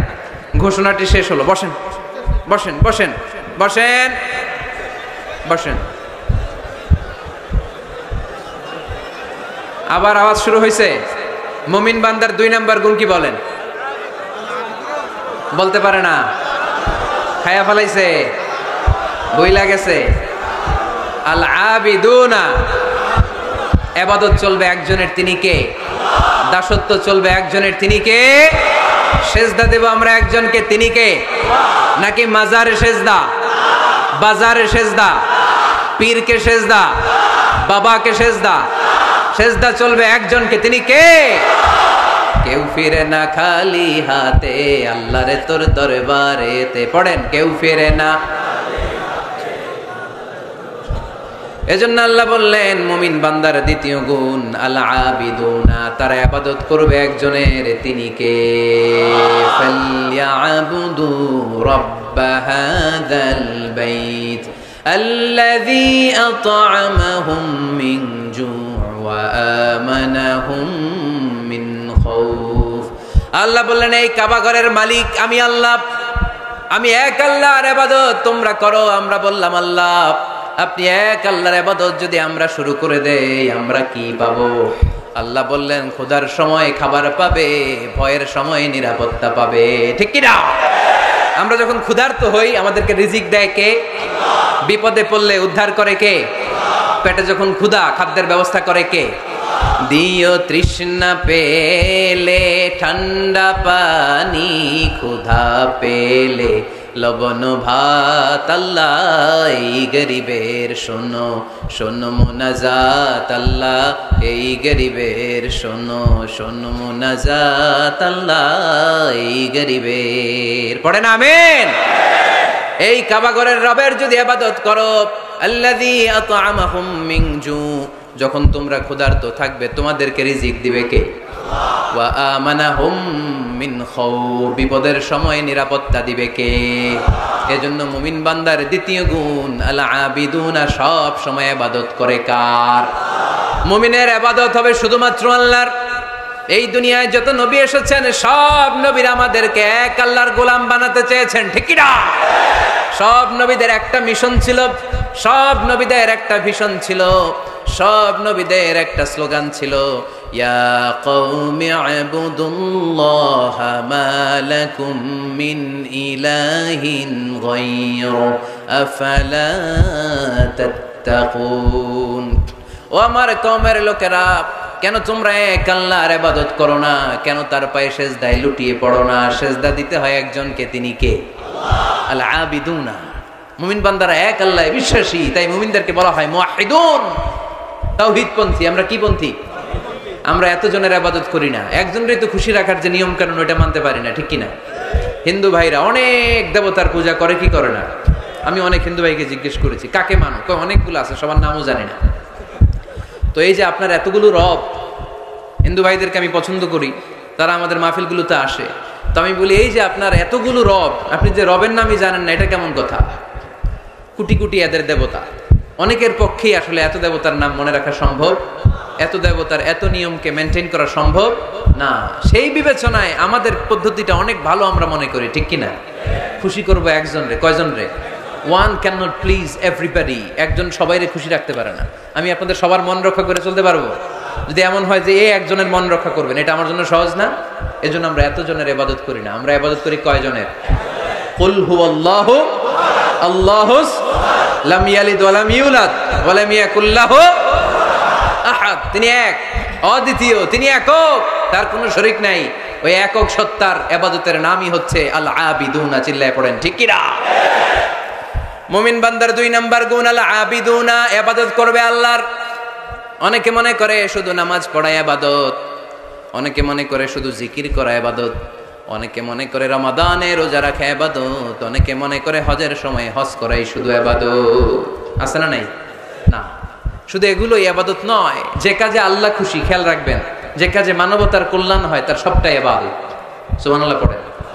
ইমাতাতুল আযা আনিত তরিক, রাস্তায় ইটা পড়ে আছে, কেউ সরায় না, যে কেউ ইটার মধ্যে ধাক্কা খেয়ে উল্টে পড়তে পারে, পা ভেঙে যেতে পারে, আপনি ইটাটা সরাই দিয়েছেন, এটাও ইবাদত। সুবহানাল্লাহ পড়বেন না? তাবাসসুমুকা ফি ওয়াজহি আখিকা সাদাকা, your smile to your brother it's a charity. তুমি তোমার ভাইয়ের দিকে তাকিয়ে যে মুচকি হাসি মারলা, এটাও ইবাদত। তুমি তোমার স্ত্রীকে দেখে যে সালাম দাও, এটাও ইবাদত। স্ত্রীর সাথে যে আপনি অন্তরঙ্গ সময় কাটান, এটাও ইবাদত। সুবহানাল্লাহ পড়েন। অফি বুদআই আহাদিকুম সাদাকা, অফি বুদআই আহাদিকুম সাদাকা, অন্তরঙ্গ সময় যে তোমরা স্ত্রীর সাথে কাটাও, এটাও ইবাদত, এটাও সদকা দেওয়ার সওয়াব। আল্লাহর হাবিব যখন একথা বললেন, সাহাবারা অবাক। সাহাবারা বলতে শুরু করলো, ইয়া হাবিবাল্লাহ, এটা কেমন কথা? স্ত্রীর সাথে আমরা অন্তরঙ্গ মুহূর্ত কাটাবো, এটাতেও সওয়াব হয়? আল্লাহর হাবিব বললেন, এই অন্তরঙ্গ মুহূর্ত স্ত্রীর সাথে না কাটিয়ে যদি পরকিয়া করতে, গুনাহ আছে না নাই? তাহলে এই সময়টা যদি স্ত্রীর সাথে কাটাও, প্রতি মুহূর্তে তোমার আমলনামায় সওয়াব দিয়ে ভরে দিবে কে? আল আবিদুনা, এটা ইবাদত। বৃক্ষরোপণ কর্মসূচি, এর চেয়ে বড় ইবাদত হতে পারে? আল্লাহ এই গাছগুলোর ওসিলায় আমাদেরকে বাঁচিয়ে রেখেছে, ঠিক কিনা? আমরা যে গ্যাসটা নিয়ে শ্বাস নেই, এটার নাম কি? অক্সিজেন। ছাড়ি কোনটা? Carbon die oxide. তো এই যে অক্সিজেন নেই, এটা আসে কোত্থেকে? গাছ থেকে। গাছ লাগান, পরিবেশ বাঁচান। গাছ লাগান, পরিবেশ বাঁচান। এই গাছ লাগানোর চেয়ে বড় ইবাদত হতে পারে না। আপনি গোটা মানব সভ্যতাকে বাঁচালেন, ঠিক কিনা? একজনকে যদি আপনি বাঁচান, কেমন যেন গোটা বিশ্বের সবাইকে আপনি বাঁচালেন। এজন্য গাছ লাগানোর চেয়ে ভালো ইবাদত হতে পারে না। ঋণ দেয়া, এর চেয়ে ভালো ইবাদত আর হতে পারে? দুইজনের মধ্যে ঝগড়া, মিলিয়ে দেয়া, পারবেন না মিলাই দিতে? নাকি একটু লাগাই দিবেন? আরো কি করবেন? মিলাই দিবেন। এরা যে বলবেন, আরে ভাই, উনি তো আপনার সালাম দিছে। এ বলবে, ঘটনা কি? 2 মাস ধরে কথা কয় না, সালাম দিল, এটা আবার কেমন কথা? তার একটু আঁকা হইলেই একে দেখে মুচকি হেসে দিবে, ও ওর দেখে সালাম দিয়ে দিবে, ঠিক কিনা? মাঝখানে আপনার আমলনামাটা বাড়ি করে দিবে কে? আল আবিদুনা ইবাদত। রক্ত দিবেন, রক্তদান কর্মসূচি, ব্লাড ডোনেশন প্রজেক্ট, এর চেয়ে বড় ইবাদত হতে পারে? জীবনে একবারও রক্ত দেন না, এরকম আছেন? হাত তোলার দরকার নাই। রক্ত দিয়েছেন কারা কারা দেখি? কি জন্য দিয়েছেন? জাতির জন্য? আমরা তো রক্ত জাতির জন্য দেই অনেক সময়, হ্যাঁ, সওয়াবের জন্য। হাত নামান, মাশাআল্লাহ। বাকিরাও দিয়েন। খুব বেশি অসুস্থতা, ভয়ঙ্কর রোগের জটিলতা, এগুলো না থাকলে প্রতি 4 মাস 6 মাস অন্তর অন্তর আপনি রক্ত দিতে পারেন। যদি আপনি রক্ত না দেন, আপনার দেহের যে ব্লাড সেলগুলো আছে, প্রত্যেক 4 মাস 6 মাস অন্তর অন্তর এগুলো এমনি ভেঙে যায়, ভেঙে নতুন সেল গঠন হয়। আপনি দিলে একজন বাঁচত, না দিলে এগুলো এমনি নষ্ট হয়ে যায়। সুবহানাল্লাহ পড়বেন না? রক্ত দেওয়ার মতো ভালো কাজ হতে পারে? মানুষ বাঁচানোর মতো? প্রায় দেখবেন ফেসবুকে বা টিভিতে, বিভিন্ন সোশ্যাল মিডিয়াগুলোতে নিউজ আসে, একজন মুমূর্ষু রোগীকে বাঁচাতে রক্তের প্রয়োজন, রক্তের গ্রুপ এ পজিটিভ। কোনো সহৃদয়বান ব্যক্তি যদি থাকেন, তাহলে রক্ত দিয়ে আমাদেরকে সাহায্য করবেন, এরকম ঘোষণা আছে না নাই? আমরা এগুলোকে এড়িয়ে যাই, আমরা সাহায্য করতে চাই না। আপনি যদি রক্ত দেন, জীবন বাঁচান, এর চেয়ে বড় ইবাদত আর হতে পারে? আপনি যদি নলকূপ স্থাপন করে দেন, হাজার হাজার পথিক এই নলকূপের পানি খেয়ে তৃষ্ণা নিবারণ করবে, এটাও ইবাদত, ঠিক কিনা? এজন্য মুমিন বান্দার দ্বিতীয় গুণ আল আবিদুনা। মুমিন বান্দা একজনের খুশির জন্য ইবাদত করে, তিনি কে? আমরা সব করি কার খুশির জন্য? এজন্য আল্লাহ বললেন, কুল ইন্না সলাতি ওয়া নুসুকি ওয়া মাহইয়ায়া ওয়া মামাতি লিল্লাহি রাব্বিল আলামিন। ও নবী, আপনি বলে দেন, নিশ্চয় আমার নামাজ, আমার রোজা, আমার হজ, আমার যাকাত, আমার জীবন, আমার মরণ একজনের জন্য, তিনি কে? সবকিছু হবে মুমিনের একজনের খুশির জন্য, তিনি হচ্ছেন আমাদের আল্লাহ। এজন্য মুমিন বান্দার 2 নাম্বার গুণ আল আবিদুন। মুমিন সবসময় ইবাদত করে কার জন্য? 3 নাম্বার গুণ হচ্ছে আল হামিদুনা। 3 নাম্বার গুণ কি? সবাই বলেন, আরো জোরে বলেন। পিছনের ভাইদের কষ্ট হচ্ছে অনেক না? আওয়াজ করে পড়েন, আল হামিদুনা। মানে প্রশংসা একজনের, তিনি কে? সবকিছু প্রশংসা করে কার? চাঁদ সূর্য প্রশংসা করে কার? আকাশ জমিন প্রশংসা করে কার? বৃক্ষরাজিগুলো প্রশংসা করে কার?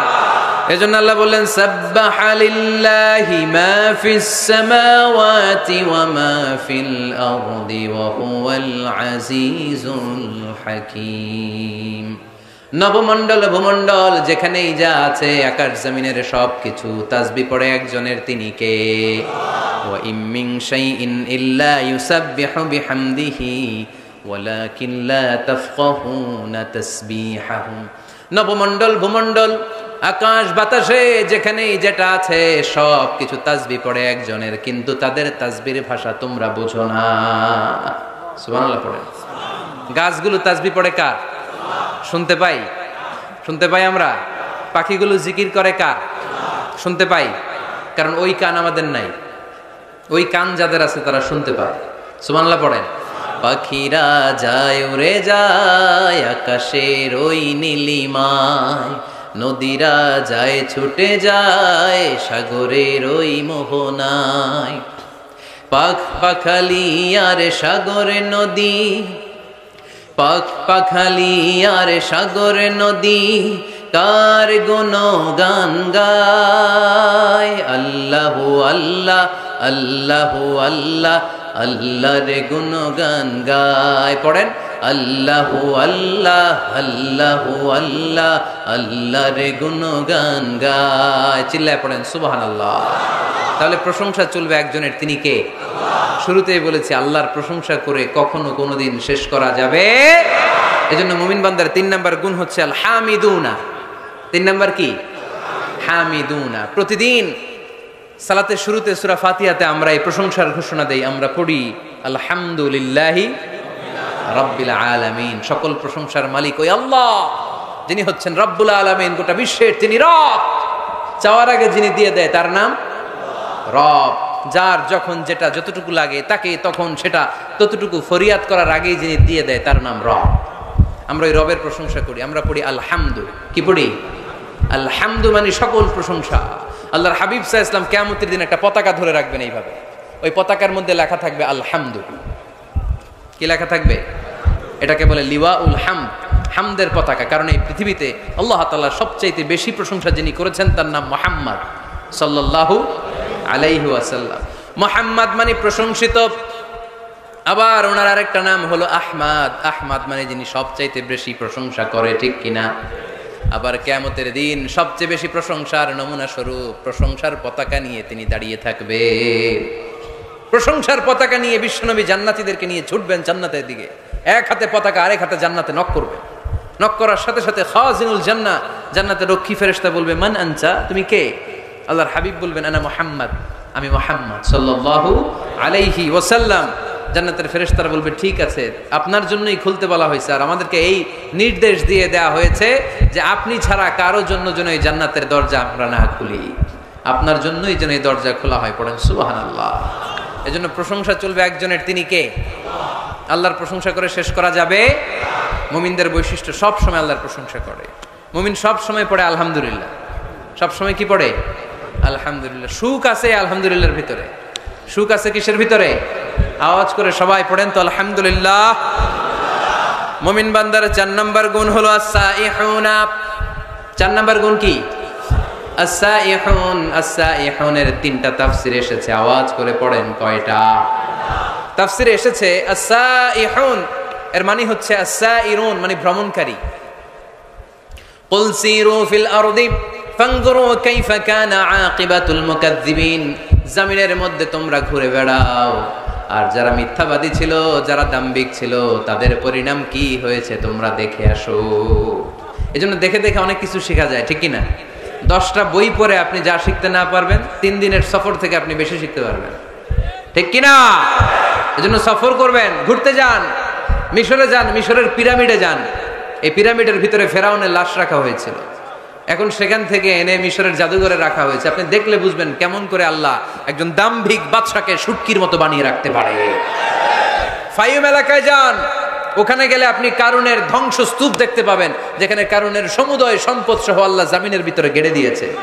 সম্পদের মালিক হয়ে সম্পদের পাহাড় বানিয়ে যারা দাম্ভিকতা দেখায় তাদের নমুনা কি হতে পারে সেখানে আছে না নাই? আপনি জর্ডানে চলে যান, ওখানে আছে আল বাহরুল মাইয়িত, মৃত সাগর, ইংরেজিতে বলে ডেড সি, মৃত সাগর আছে না? সল্টের ডেনসিটি এত বেশি এই সাগরে, এই সাগরে কোনো মানুষ ডুবে না। আপনি ধপাস করে সাগরে পড়লে ডুববেন না, আপনি ভেসে থাকবেন, কারণ লবণের পরিমাণ খুব বেশি। এই সাগরের ভেতরে কোনো মাছ জন্মায় না, কোনো মাছ নাই, কোনো ব্যাঙ নাই, কোনো কাঁকড়া নাই, কিচ্ছু নাই, শ্যাওলাও জন্মায় না। এত লবণ, এটা গজবের জায়গা। লূত আলাইহিস সালামের কওমের লোকেরা সমকামিতা করত, ছেলে ছেলেতে বিয়ে, মেয়ে মেয়েতে বিয়ে। ইদানিং বাংলাদেশেও ঢুকতেছে এটা, নাউজুবিল্লাহ পড়বেন না? এগুলোরে ঠেকায় দেওয়া যাবে? এগুলোকে রুখে দেওয়া যাবে? মুসলমান সাবধান, খুব সাবধানে থাকতে হবে। এগুলো দেখেন, এগুলো যদি আপনি দেখেন তাহলে আল্লাহর প্রতি ভয় বাড়ায় দিবে কে?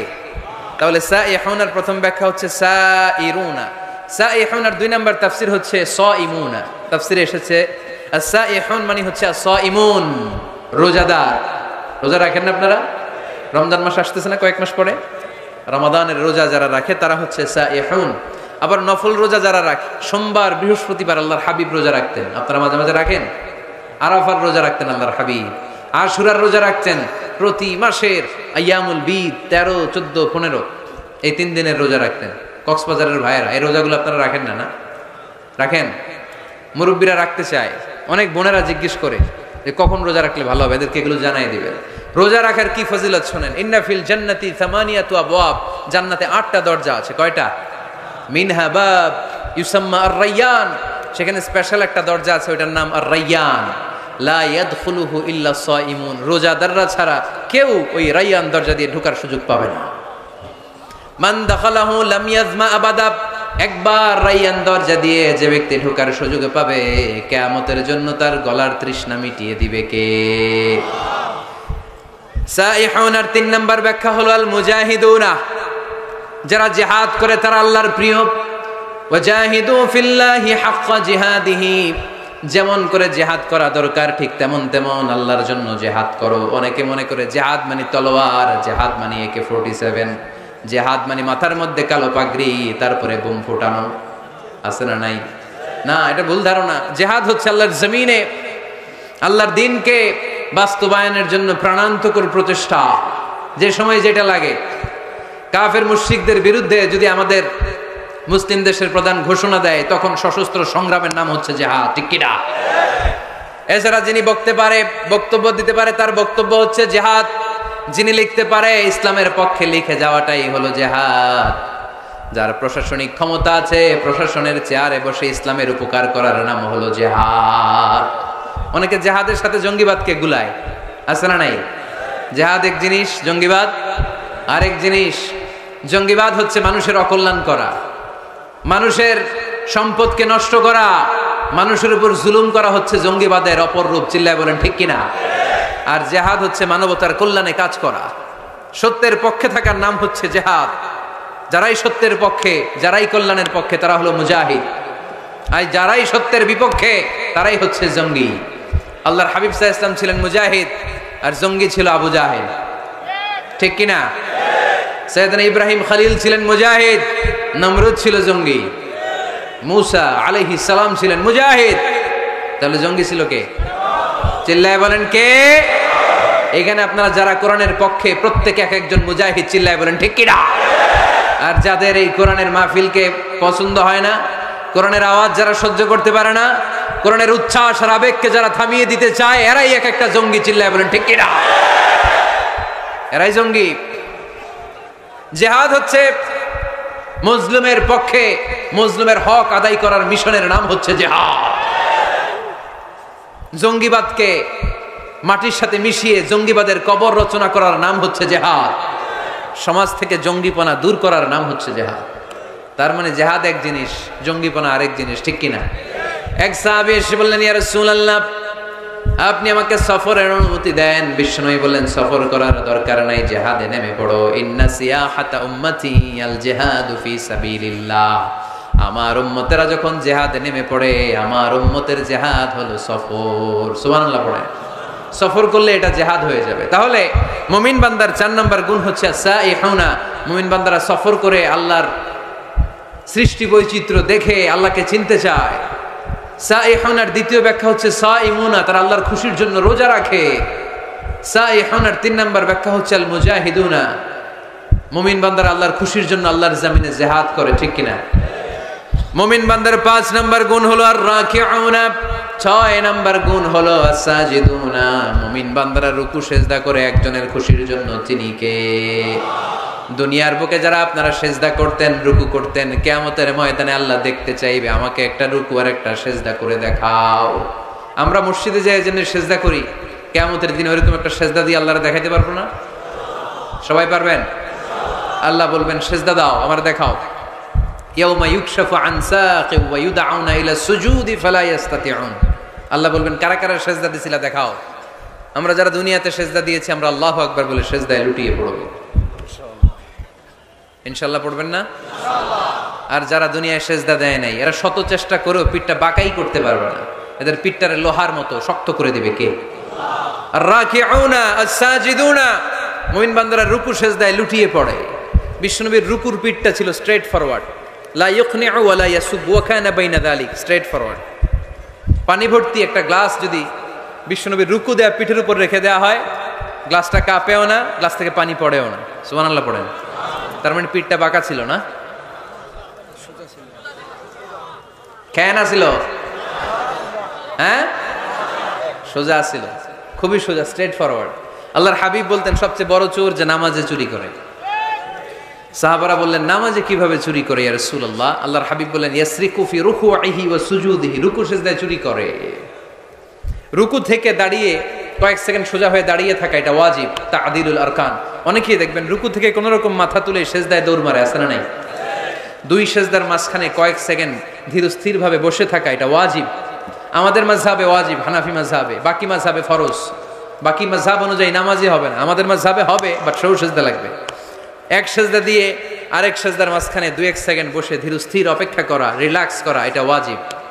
অনেকেই প্রথম সেজদা দিয়ে কোন রকম মাথা উঠেই আরেক সেজদা মারে। কক্সবাজারে এরকম নাই? আছে? ভালো হয়ে যান, ভালো হইতে পয়সা লাগে না, এরকম করবে না। সালাত মানে রিল্যাক্স। সালাত মানে কি? সালাতে কায়েম করো, সালাতে কায়েম করো, হবে সম্মানী তুমি, হবে জান্নাতি তুমি, হবে সম্মানী তুমি, হবে জান্নাতি তুমি, দিবে কাল হাসরে শীতল ছায়া হারশে আজিম, রব্বিয়াল আলা রব্বিয়াল আযীম, রব্বিয়াল আলা রব্বিয়াল আযীম। আলহামদুলিল্লাহ পড়েন। সালাত আপনারা জান্নাতি বানাবে, সম্মানিত বানাবে, তাড়াহুড়ো করলে, তাই না? কি করলে? ধীর স্থির ভাবে সালাত করতে হবে। আল্লাযীনা হুম ফি সালাতিহিম খাশিউন, successful indeed are the believers who offer their 5 times salah with full of solemnity and submission. আমরা নামাজও পড়ি, দিন দুনিয়া সব খবর রাখি, আছে না নাই? নামাজও পড়তেছে, টেলিভিশনে কি চলতেছে ওই টেনশন আছে না নাই? নামাজও পড়তেছে, ক্রিকেটের কি অবস্থা, টেনশন আছে না নাই? এই নামাজ পড়লে কি খুশু খুদু বাড়বে? সাহাবারা নামাজে দাঁড়ালে, মরুভূমিতে আল্লাহু আকবার বলে দাঁড়ালে, মরুভূমির পাখিগুলো সাহাবাদের মাথার উপরে এসে বসে যেত। পাখিগুলো মনে করতে এগুলো খেজুর গাছ। সাহাবাদের পা থেকে তীর টেনে বের করা যেত নামাজে, ওনারা টেরই পেতেন না। নামাজের বাইরে তীর ধরে টান দিলে কাটতেন, আর নামাজে তীর ধরে টান দিলে টেরই পেতেন না। সুবহানাল্লাহ মাহফিলের পরে পড়বেন, আওয়াজ করে পড়েন আল্লাহু আকবার। সিজদা দিয়ে আপনি আল্লাহর কাছে যেতে পারবেন। আমরা আল্লাহর কাছে যেতে চাই না? প্রধানমন্ত্রী যদি ডাকে খুশি হবেন না? মাননীয় প্রধানমন্ত্রী শেখ হাসিনা আপনাকে ইনভাইটেশন লেটার পাঠালো, আসো আমার বাসভবনে, তোমার সাথে সাক্ষাৎ করব। কি খুশি আমরা, হ্যাঁ? সে যে গুজে আমরা যাব, প্রধানমন্ত্রী আমাকে ডাকছে, উনি আসতে বলছে, ওনার কাছে যাওয়া যাবে। আর সেজদায় পড়ে যে আল্লাহর কাছে যাওয়া যায় আমরা টেরই পাই না। আল্লাহ একটা নীতিমালা আমাদেরকে শিখাইয়া দিয়েছেন। আল্লাহ বলেছেন আমার কাছে আসতে চাও, সেজদায় লুটিয়ে পড়ো। ওয়াসজুদ ওয়াক্তারিব, আমার সাথে সাথে পড়েন, ওয়াসজুদ ওয়াক্তারিব, ওয়াসজুদ ওয়াক্তারিব, ওয়াসজুদ ওয়াক্তারিব। সেজদা দাও, কাছে আসো। সুবহানাল্লাহ পড়েন। আল্লাহর কাছে যেতে চান, সেজদায় লুটিয়ে পড়েন। আল্লাহর হাবিব বলেছেন আখরাবু মা ইয়াকুনুল আবদু মির রাব্বিহি ওয়া হুয়া সাজিদুন ফাআকসিরু ফীহি আদ-দুআ। বান্দা আল্লাহ তাআলার সবচেয়ে কাছে তখন চলে যায় যখন বান্দা সেজদায় লুটিয়ে পড়ে। আপাত দৃষ্টিতে দেখা যায় আপনার সেজদাটা মসজিদের কার্পেটের উপরে পড়েছে, তাই না? আপাত দৃষ্টিতে দেখা যায় সেজদা দিলে এটা জায়নামাজের উপরে পড়েছে, কিন্তু আল্লাহর হাবিব বলে তোমার সেজদাটা আল্লাহর কুদরতি পায়ের উপরে পড়েছে। এজন্য মুমিন বান্দার 5 এবং 6 নাম্বার গুণ আর-রাকিউন আস-সাজিদুন, তারা রুকু করে রুকুকারীদের সাথে, ওয়ারকাউ মা'আর রাকিঈন, সিজদা করে সিজদাকারীদের সাথে। আল্লাহর হাবিবকে আম্মা জান আয়েশা বললেন, ইয়া রাসূলুল্লাহ, কেমন করে কিয়ামতের দিন আপনি আপনার উম্মতকে চিনবেন? যেহেতু আল্লাহ তাআলা আপনাকে সুপারিশ করার সুযোগ দিবেন, এই সুযোগটা পাওয়ার পরে কেমন করে আপনি আপনার উম্মতকে চিনবেন লক্ষ লক্ষ কোটি কোটি উম্মতের মধ্য থেকে? আল্লাহর হাবিব বললেন, গুররাম মুহাজ্জালিনা মিন আসারিল উযু, ওযু করে আমার যে উম্মতেরা নামাজ পড়েছে, ওযুর পানিগুলো আমার উম্মতের যেই যেই অঙ্গের মধ্যে লেগেছে, ওই অঙ্গগুলো কিয়ামতের দিন রেডিয়াম বাতির মতো জ্বলজ্বল করে জ্বলতে থাকবে। এই জ্বলজ্বলে দৃশ্য দেখে আমি বুঝতে পারবো এটা আমার উম্মত, তার জন্য সুপারিশ করে আমি জান্নাতের ব্যবস্থা করে দেব। পড়েন সুবহানাল্লাহ। এজন্য রাকিউনা সাজিদুনা, রুকু দিতে হবে, সেজদায় পড়ে কাঁদতে হবে। মনের যত জ্বালা আপনি সেজদায় পড়ে আল্লাহরে বলেন। আমরা বিপদে পড়লেই সবার আগে শেয়ার করি ফেসবুকে, তাই না? ফেসবুক ইউজ করেন আপনারা? বিপদে পড়লেই কোথায় শেয়ার? না, বিপদে পড়লেই সেজদায় যে আল্লাহর কাছে শেয়ার করেন। কার কাছে শেয়ার করবেন? কোথায় যে? সেজদায় লুটিয়ে পড়ে। পারা যাবে? মনে থাকবে সবার? এরপর আল্লাহ বললেন, আমার মুমিন বান্দার 7 নাম্বার গুণ হলো আল-আমিরুনা বিল মা'রুফি ওয়ান নাহুনা আনিল মুনকার। 7 আর 8 নাম্বার গুণ আল্লাহ একসাথে বললেন, ভালো কাজের আদেশ করবে, মন্দ কাজের নিষেধ করবে। ঠিক কি না? মান রাআ মিনকুম মুনকারান ফালিয়ুগাইয়িরহু বিয়াদিহি, খারাপ কাজ যদি দেখো, সমাজে অসঙ্গতি যদি দেখো, অন্যায় কাজ যদি চোখের সামনে হতে দেখো, ক্ষমতা থাকলে হাত দিয়ে থামিয়ে দাও। ঠিক কিনা? চেয়ারম্যান সাহেবের জন্য এটা ওয়াজটা, উনি পারবে, আপনি পারবেন? আপনি যদি হাত দিয়ে থামাইতে দেন, খবর আসছে না নাই? চেয়ারম্যান সাহেব যদি থামাই দেয়, কোনো ঝামেলা আছে? তাহলে প্রথম স্তর হচ্ছে আমাদের টিপু ভাইয়ের জন্য। টিপু ভাই অন্যায় দেখলে থামাই দিবেন, ঠিক কিনা? টিপু ভাইয়ের সাথে আমরা আছি না নাই? অন্যায়কে রুখে দেন, জঙ্গিবাদকে রুখে দেন, টেন্ডারবাজি রুখে দেন, চাঁদাবাজি রুখে দেন, ক্যাসিনোর ব্যবসাকে রুখে দেন। নাই? মাশাআল্লাহ।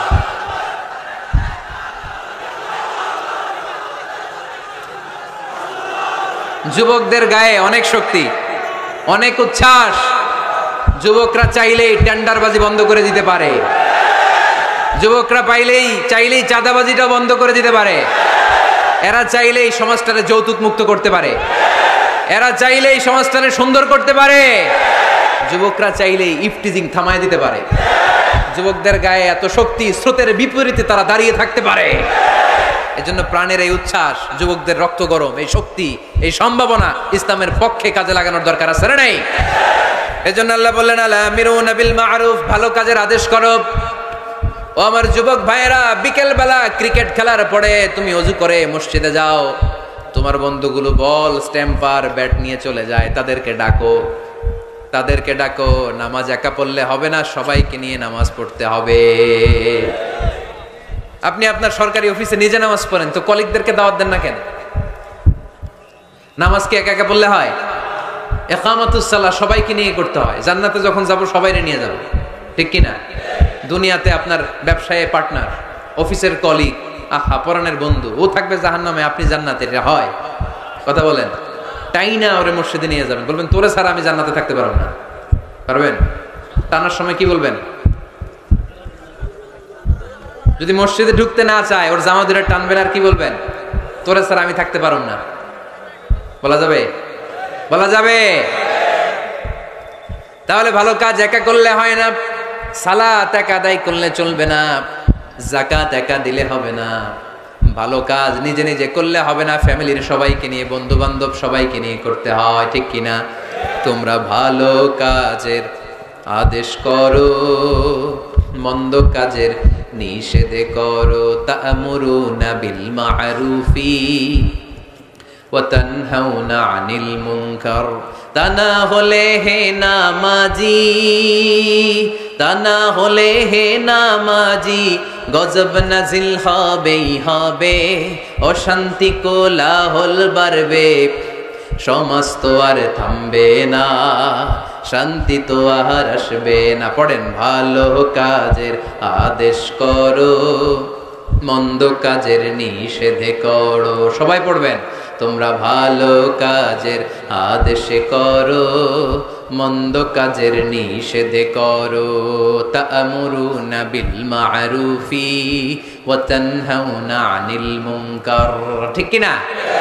ভালো কাজ একা করলে হয় না, ভালো কাজ সবাইকে নিয়ে করতে হয়। ভালো কাজের যেমনি আদেশ দিতে হয়, মন্দ কাজেরও নিষেধ করতে হয়। ঠিক কি না? আপনার সামনে আপনার বোনের বয়সের একটা মেয়েকে কিছু বখাটে ছেলেরা ইফটিজিং করে, আপনি দেখে না দেখার ভান করে চলে আসেন, এরকম আছে না নাই?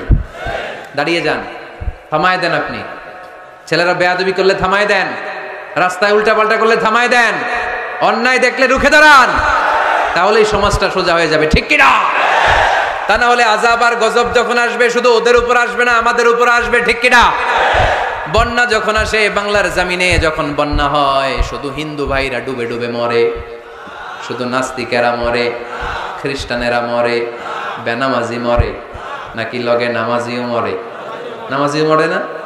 আপনি লঞ্চের 2 তলায় থাকেন, লঞ্চের কয় তলায়? নিচ তলার এক লোক হাতুড়ি নিয়ে লঞ্চের তলা ফুটা করতে আরম্ভ করছে। আপনি ভাবলেন আমার কি, আমি থাকি 2 তলায়, ও ফুটা করলে ও মরবে, ও মরবে, ও মরবে। এই লঞ্চের ভরাডুবি থেকে আপনিও বাঁচতে পারবেন না, চিল্লায় বলেন ঠিক কিনা? ও যখন মরবে আপনিও মরবেন। আযাব আর গজব যখন আসে, ওয়াত্তাকু ফিতনাতাল্লা তুসিবাল্লাযিনা যালামু মিনকুম খাসসা। ফিতনা যখন শুরু হয়, আযাব আর গজব যখন আসে, তখন খাস ভাবে শুধু জালিমদের উপরে আসে না, আলেমদের উপরও আসে, আল্লাহর ওলিদের উপরও আসে। তুমি দরগার মধ্যে বসে বসে জিকির করো, সমাজটারে ঠান্ডা করলা না কেন? তুমি তাসবিহ হাতে নিয়ে বসে আছো, সমাজের মধ্যে ক্যাসিনো ব্যবসা চলে কেমন করে? সমাজটারে তুমি চেঞ্জ করলা না কেন? তোরে বসে বসে জিকির করতে কইছে কে? তোরে তাসবিহ নিয়ে খেয়ে খেয়ে পেটটারে বড় করতে বলেছে কে? তুমি একা জান্নাতে যাবা, আযাব আর গজব তোমারও ছাড়বে না, চিল্লায় বলেন ঠিক কি না? ডেঙ্গু যে হয়েছিল বাংলাদেশে কিছুদিন আগে, শুধু হিন্দুরা মরছিল? সব নাস্তিকগুলা মরে গেছিল? মুসলমানও মরছে। ঠিক কিনা? মুসা আলাইহিস সালাম আল্লাহরে প্রশ্ন করলেন, আল্লাহ আপনি যখন আযাব দেন, গজব দেন, ওই এলাকার সবার উপরে দেন কেন? আযাব আর গজব তো নাফরমানদেরকে দিবেন, ওই এলাকার ভালো লোকদেরকেও দেন কেন? ভূমিকম্পে শুধু হিন্দুরা মরে না কেন? কাফিররা মরে না কেন? মুসলমানরা মরে কেন? নাস্তিকগুলো মরে না কেন? নাস্তিকগুলো মরে কেন? আপনি বাইসে বাইসে আযাব দিতে পারেন না? আল্লাহ বললেন, আমি উত্তর দিব না, কিছুক্ষণ পরে নিজেই উত্তর পেয়ে যাবা। মুসা আলাইহিস সালাম হাঁটতে হাঁটতে হঠাৎ ক্লান্ত হয়ে পড়লেন, একটা গাছের নিচে তিনি শুয়ে পড়লেন। হঠাৎ করে ঘুম চলে আসলো। ওই গাছের পাশে ছিল 20 পিঁপড়ার বাসা। 20 পিঁপড়া চিনেন? কামড় দিলে খুব আরাম লাগে, তাই না? কেমন লাগে? ব্যথা লাগে? খুব ব্যথা লাগে না? 3-4টা 20 পিঁপড়া ওই 20 পিঁপড়ার বাসা থেকে এসে সাইয়েদনা মুসা আলাইহিস সালামের পায়ের মধ্যে কামড়াতে আরম্ভ করলো। মুসা আলাইহিস সালামের মেজাজ তো খুব নরম ছিল, তাই না? খুব গরম মেজাজের নবী ছিলেন, রেগে যেতেন, খুব সাহসী ছিলেন। এই 2টা ক্যারেক্টার খুবই সাহসী, এক হচ্ছে মুসা আলাইহিস সালাম, আর এক হচ্ছে সাইয়েদনা ওমরে ফারুক। ঠিক কি না? ওনাদের কথার চাইতে হাত চলতো আগে। এরকম দরকার আছে না নাই? মায়ের উপরে ওষুধ নাই, মায়ের ভেতরে ভিটামিন আছে। ঠিক কি না? মাঝে মাঝে এই ভিটামিনের দরকার আছে না নাই? শুয়ে রইলেন মুসা আলাইহিস সালাম। 3-4টা 20 পিঁপড়া এসে পায়ে কামড়ানো শুরু করলো। রেগে গেলেন, রেগে মেগে আগুন, খুঁজতে আরম্ভ করলেন কিসে এত ব্যথা। দেখে পিঁপড়ায় কামড়ায়। এই 3-4টারে তো মারলই, পাশে দেখে পিঁপড়ার বাসা, পুরা বাসাটারে পা দিয়ে ভেঙে চুরে ছারখার। রাব্বুল আলামিন ডেকে বললেন, মুসা পিঁপড়া কামড় দিছিল কয়টা? কয় 3টা। তাইলে পুরা পিঁপড়ার বাসা ভাঙলা কেন? কামড় দিয়েছে 3-4টা পিঁপড়া, পুরো পিঁপড়ার বাসাগুলোরে ডলে ডলে পিষে শেষ করলা কেন? আল্লাহ ডেকে বললেন, মুসা আযাব গজব যখন আমি পাঠাই, আমি বাছায় বাছ বিচার করে পাঠাতে পারি না। আযাব পাঠালে জালেমরা যেমনি মরে, আলেমরাও মরে। এজন্য আপনি আলেম হয়ে বসে থাকলে, খানকার ভিতরে বসে থাকলে দেশ চলবে না। খানকার ভিতরে বসে থাকলে গোটা বিশ্ব যদি শয়তানের রাজ্য চলে, আপনি মুক্তি পাবেন না। গোটা বিশ্বটা ঠিক করার জন্য আল্লাহ আপনারে পাঠাইছে। এত মানুষের দরকার নাই, সংস্কারবাদী একজন পারে বাংলাদেশকে সংস্কার করে দিতে। ঠিক কিনা? যুগ জামানা পাল্টে দিতে চাই না অনেকজন, এক মানুষই আনতে পারে জাতির জাগরণ। এক মানুষই বিপদকালে বাঁচায় কাফেলায়, ক্ষুদ্র ডিঙ্গি বাঁচায় জাহাজ অসীম দরিয়ায়।